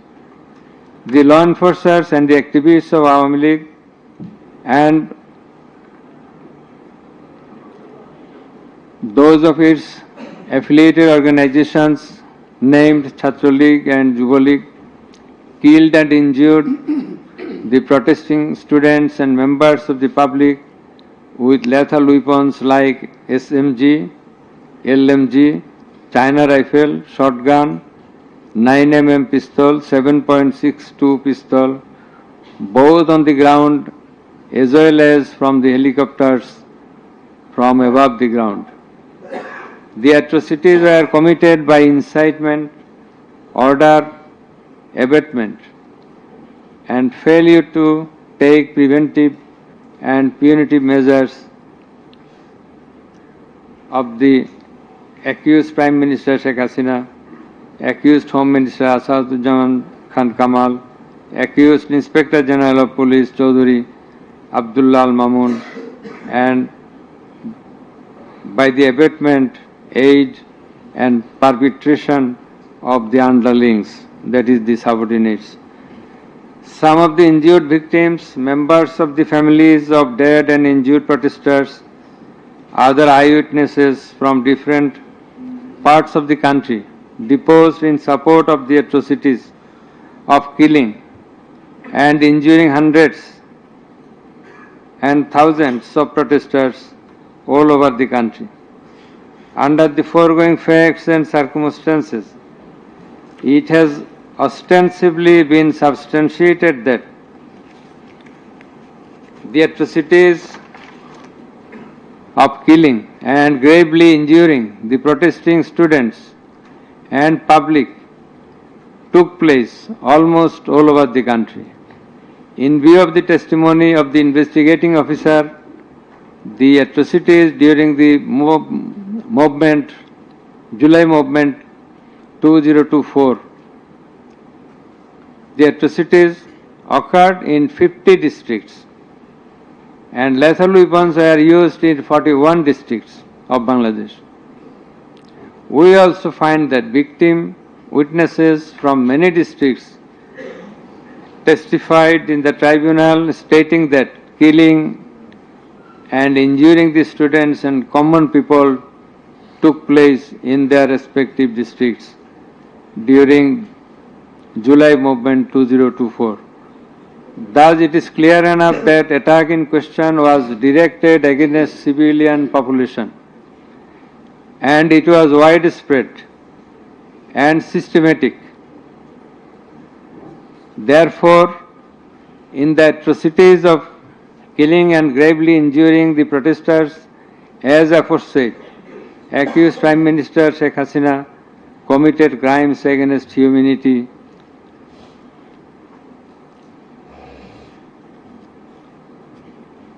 by her incitement, order, and also failure to take preventive and punitive measures under charge 1. Accused Sheikh Hasina committed one count of crimes against humanity by her order to use drones, helicopter and lethal weapons under charge number 2. Count 1. Accused Prime Minister Sheikh Hasina committed crimes against humanity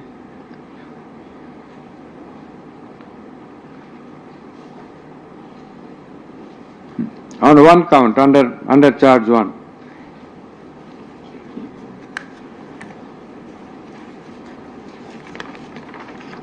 Accused Asadujaman Khan Kamal and Chaudhuri Abdullah Al Mamun committed crimes against humanity by their abatement in the use of drones, helicopter and lethal weapons under charge number 2, count 2. Accused Asadujaman Kamal and Chaudhuri Abdullah Al Mamun committed 2 counts of crime against humanity under the same charge by their abatements and failure to prevent the atrocities at Sankarpur, Dhaka, and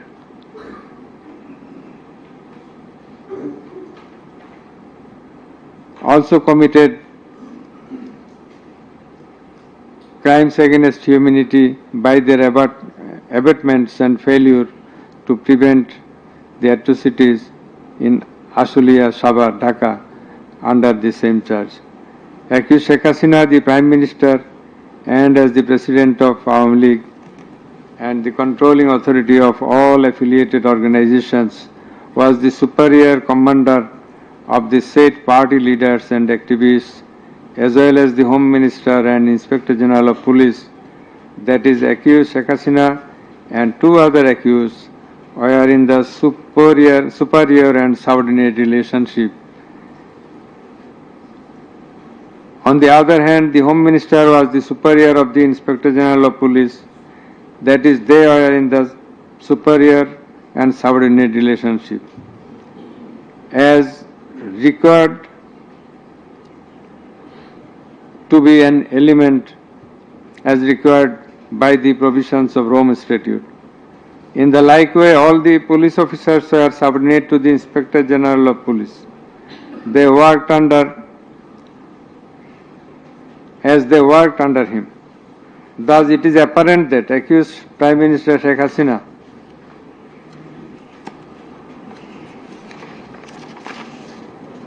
had superior control status over accused Asadujaman Khan Kamal and accused Chaudhuri Abdullah Al Mamun, whereupon it was her responsibility to take measures to prevent the atrocities in question, which continued for about a month. She did not also take any punitive measures against the perpetrators. In the like way, Home Minister Asadujaman Khan Kamal held superior command responsibility over the Inspector General of Police and other successive other officers, and as such he had the responsibility, superior command responsibility to prevent all of them from committing the atrocities and for taking punitive measures against the perpetrators. Thus, both the accused Asadujaman Khan Kamal and Inspector General of Police Chaudhuri Abdullah Al Mamun, they committed crimes against humanity by their abatement, that is facilitation, and their failure to prevent the atrocities committed by their underlings, and hence they are liable to be punished under section 32A, 32G, 32H, 41B and 43 of the International Crimes Tribunals Act. Accused Sheikh Hasina is liable to be punished under section 32A, 32H, 41B and 43 of the International Crimes Tribunals Act 1973. It is obvious from the facts and circumstances delineated herein before that the law enforcers and the activists of ruling party Awami League, as well as its affiliated organizations, targeted the unarmed civilian protesters countrywide and accordingly attacked them. Therefore, in all the above discussed atrocities, the elements constituting crime against humanity have been fulfilled. The victim witnesses, the other witnesses and the investigating officer held the accused Prime Minister Sheikh Hasina, accused Home Minister Asaduzzaman Khan Kamal and accused Inspector General of Police Chaudhry Abdullah Al Mamun liable for the atrocities. It may be mentioned here that Mr. Chaudhry Abdullah Al Mamun, Inspector General of Police, has been tendered pardon on his application pursuant to section 15 of the Act with a view to obtaining his evidence. He is supposed to have been directly or indirectly concerned in or privy to any of the crimes specified in section 3 on condition of his making a full and true disclosure of the whole of the circumstances relative to the crime and to every other person concerned, whether as principal or abettor in the commission thereof. According to subsection 2 and 3 of section 15, he has been examined as a witness and detained in custody until today. It appears to the tribunal that he made a full and true disclosure of whole of the circumstances within his knowledge relative to the crime and to every other person concerned, both as principal and abettor in the commission thereof.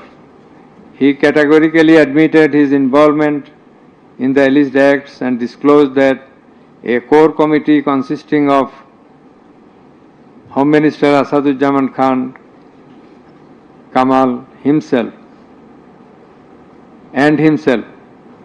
used to hold meeting every day at the residence of accused Home Minister Asaduzzaman Khan Kamal to take decisions as to the necessary measures to face the movement of the students and to pass the instructions and to pass necessary instructions. He said that accused Prime Minister used to pass directions to the core committee in this regard.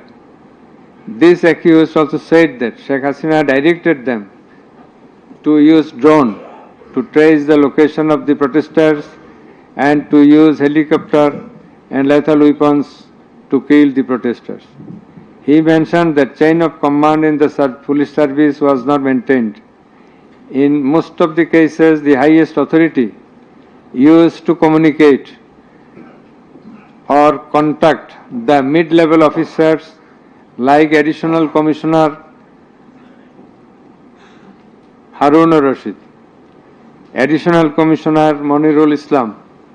Accused Prime Minister Sheikh Hasina passed the direction in presence of Additional Deputy Commissioner Praloy Kumar Joardar during a core committee meeting.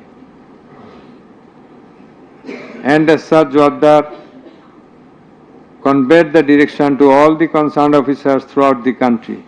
Direction means the direction to use helicopter and lethal weapons as well as drones. Chaudhry Abdullah Al Mamun also mentioned in his testimony that he had a clean image and track record throughout his service for long 36 years. There had been no allegation against him during his long tenure. He said that he feels remorseful and ashamed on seeing the atrocities in the videos displayed in the courtroom. He sought apology to the tribunal and to the people of the country. Although accused Chaudhry Abdullah Al Mamun claimed to have made full disclosure of the circumstances,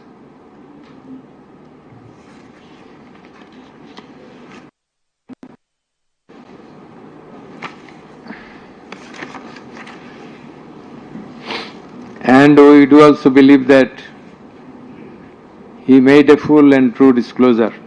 But the offences he committed and admitted is punishable with the capital sentence. And as such, in consideration of his disclosure and the gravity of the offences, we do incline to convict him and award him a lenient sentence, which will be declared later on. By the aforesaid acts and omissions, the accused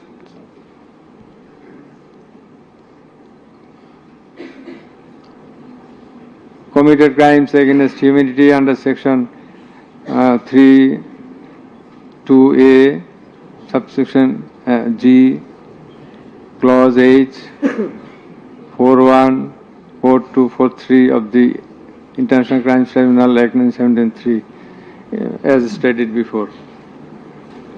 The accused Sheikh Hasina and Asaduজ্জামান Khan Kamal remained in abscondence ab initio, despite the fact that notices and warrants were duly served in their given address according to law. Moreover, they were asked by publishing notice in 2 daily newspapers to appear and contest the case, but they did not turn up. Thus, their abscondence itself is suggestive of their guilt.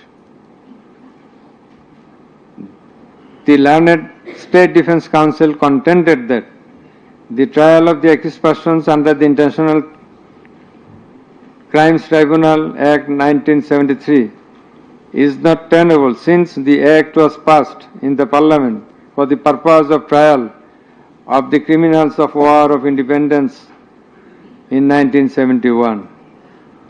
While arguing this, the learned State Defence Counsel perhaps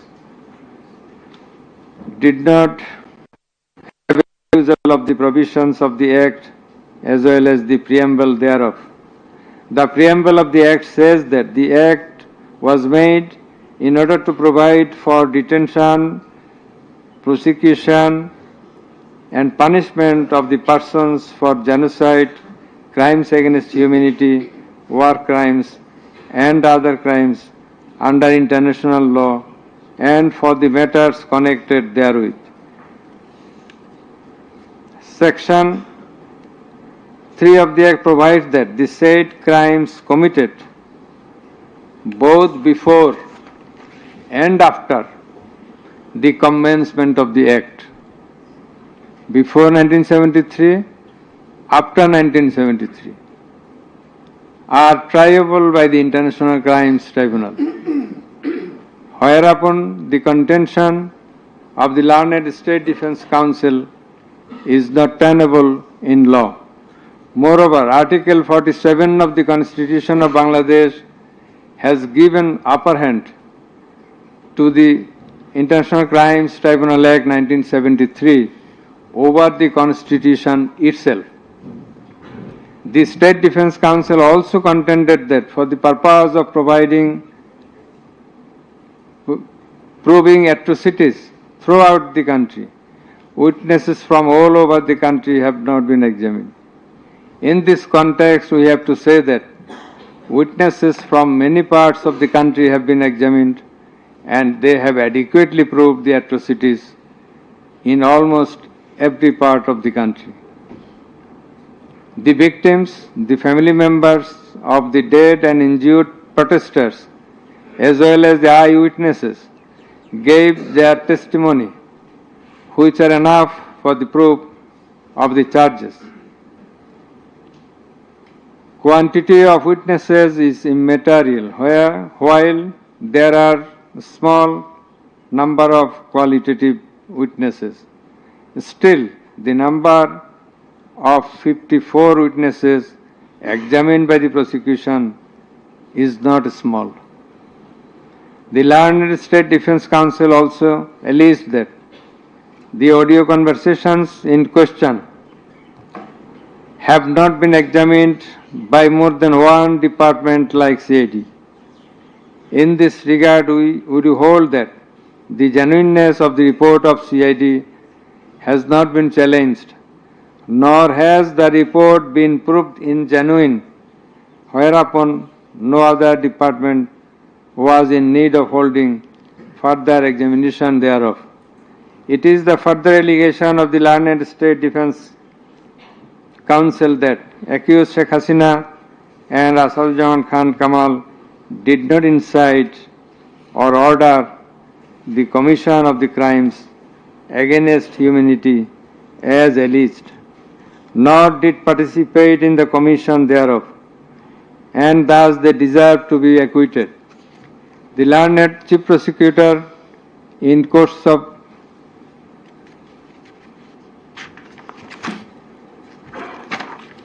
summing up,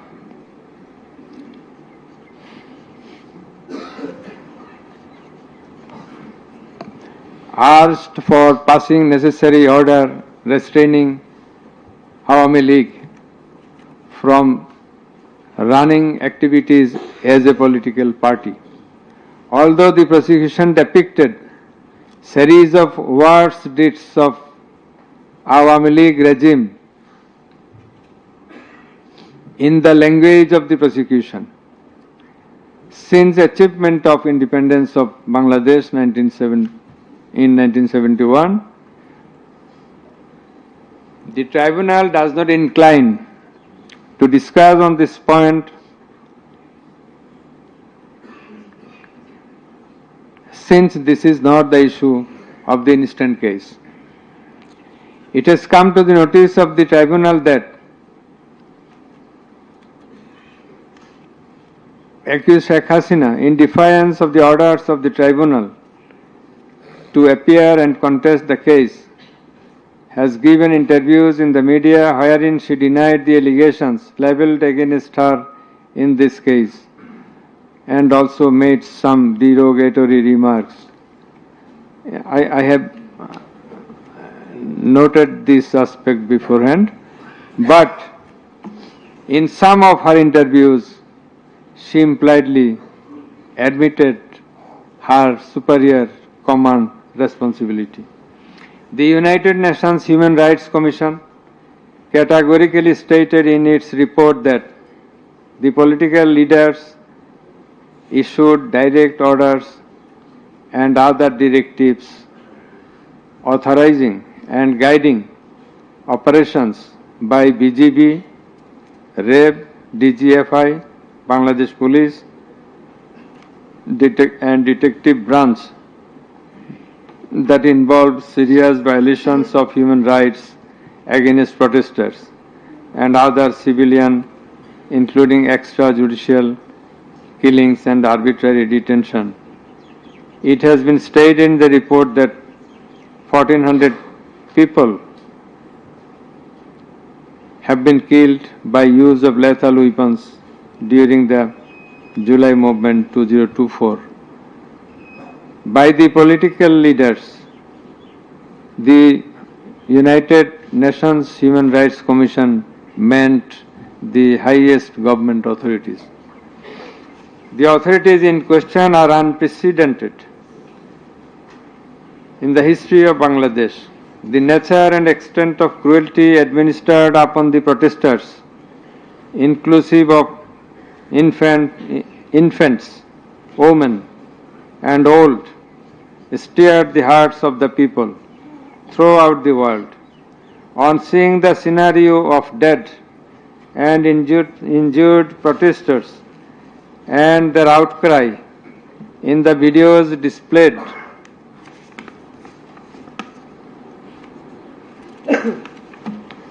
in the courtroom, and also seeing the victim witnesses in the courtroom,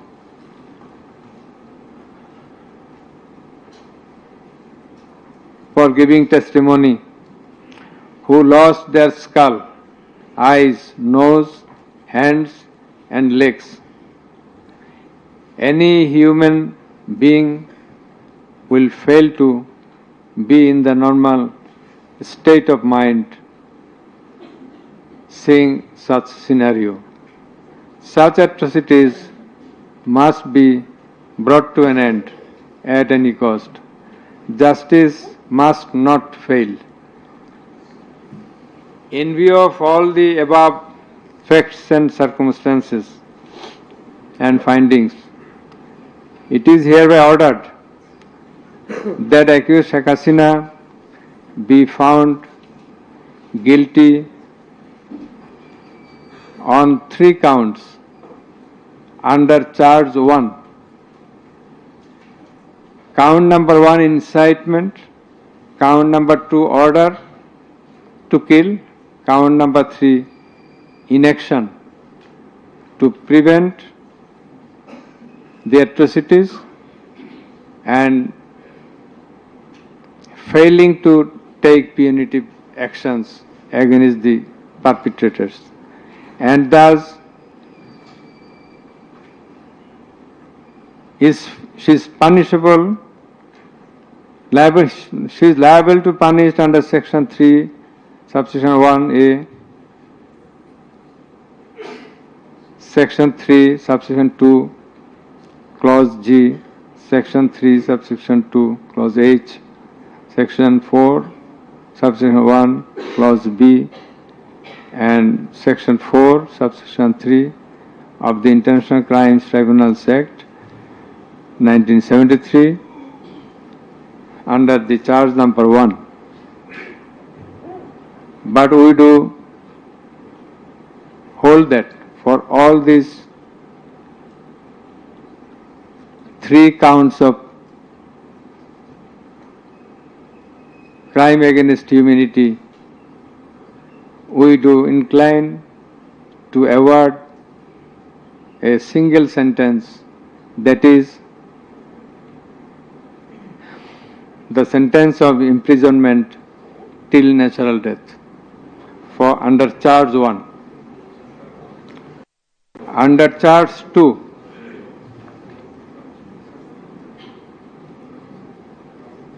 accused Sheikh Hasina is liable on 2 counts. On 1 count, there are several counts. For 1 count, that is passing the order for deploying drones, helicopters, and using lethal weapons to kill the protesters. She committed crime against humanity under section 3, subsection 2A and section 4, subsection 1B of the International Crimes Tribunal Act 1973.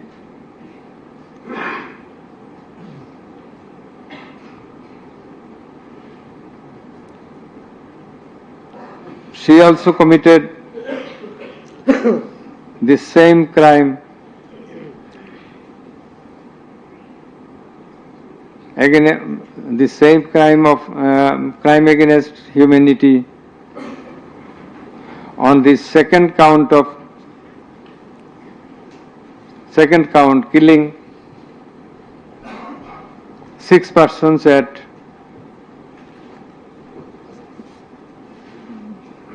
Sankarpur of Dhaka, which was committed in contemplation, in furtherance, by virtue of her order, as stated beforehand. And similarly, she committed the same crime, that is the crime against humanity, on another count for causing the killings at Ashulia of Sabar, killing of 6 persons. For all these 3 counts, we have decided to inflict her with only one sentence, that is sentence of death.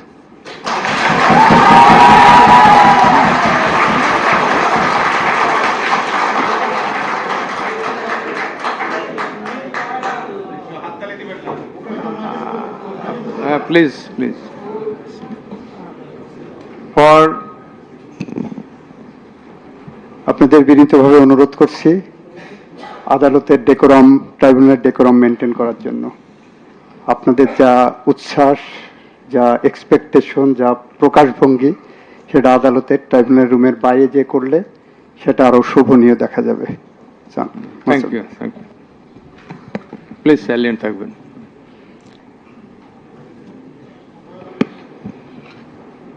Accused Asaduzzaman Khan Kamal and accused Chaudhry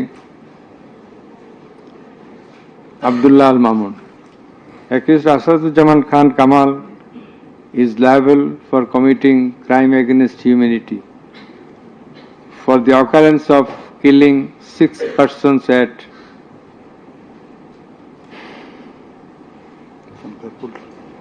Sankarpur of Dhaka.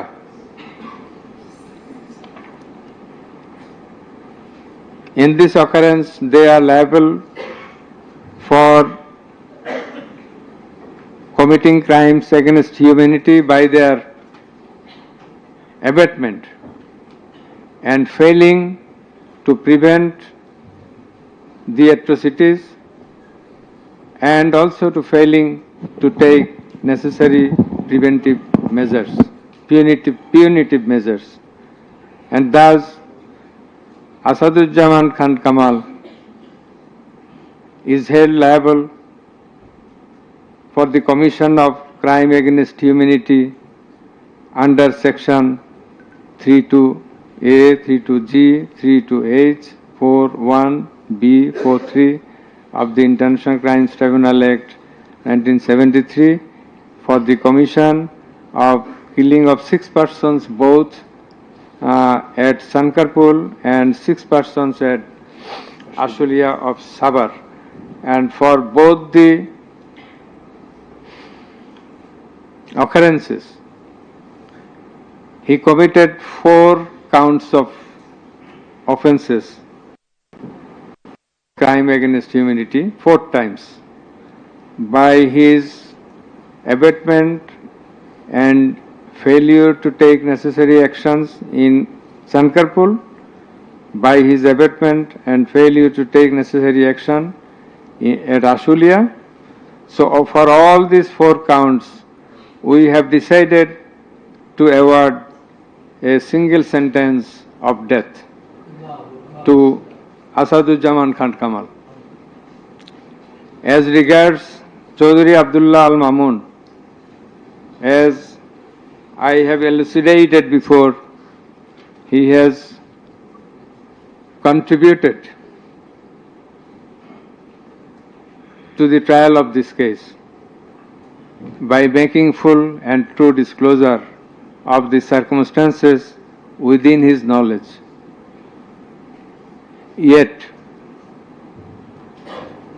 he also admitted, and he was involved in all the occurrences throughout the 36 days of movement considering both his contributions, his admissions, with the material evidences to the tribunal to arrive at the correct decision, and also in consideration of the gravity of the offence, we are both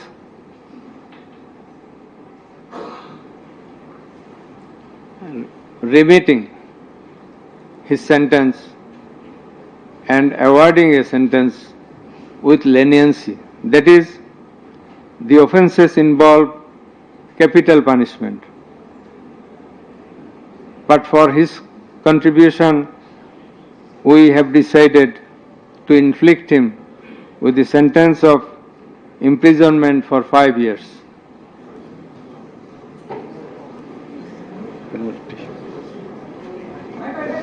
The properties of accused Sheikh Hasina and accused Asaduzzaman Khan Kamal in Bangladesh be confiscated in favor of the state. The government is directed to pay considerable amount of compensation to the protesters concerned in this case, who have been killed in July movement 2024, and also to take measures to pay adequate compensation to the wounded protesters in consideration of the gravity of their injury and loss. The sentence shall be carried out in accordance with the provisions laid down in Section 20, subsection 3 of the International Crimes Tribunals Act 1973, preferably pursuant to the long-standing practice. Let a copy of this judgment be transmitted to the District Magistrate Dhaka for necessary action. Let copy of the judgment be supplied to accused Chaudhry Abdullah Al Mamun according to law. The absconding accused will not get any copy at the moment. So thank you all very much.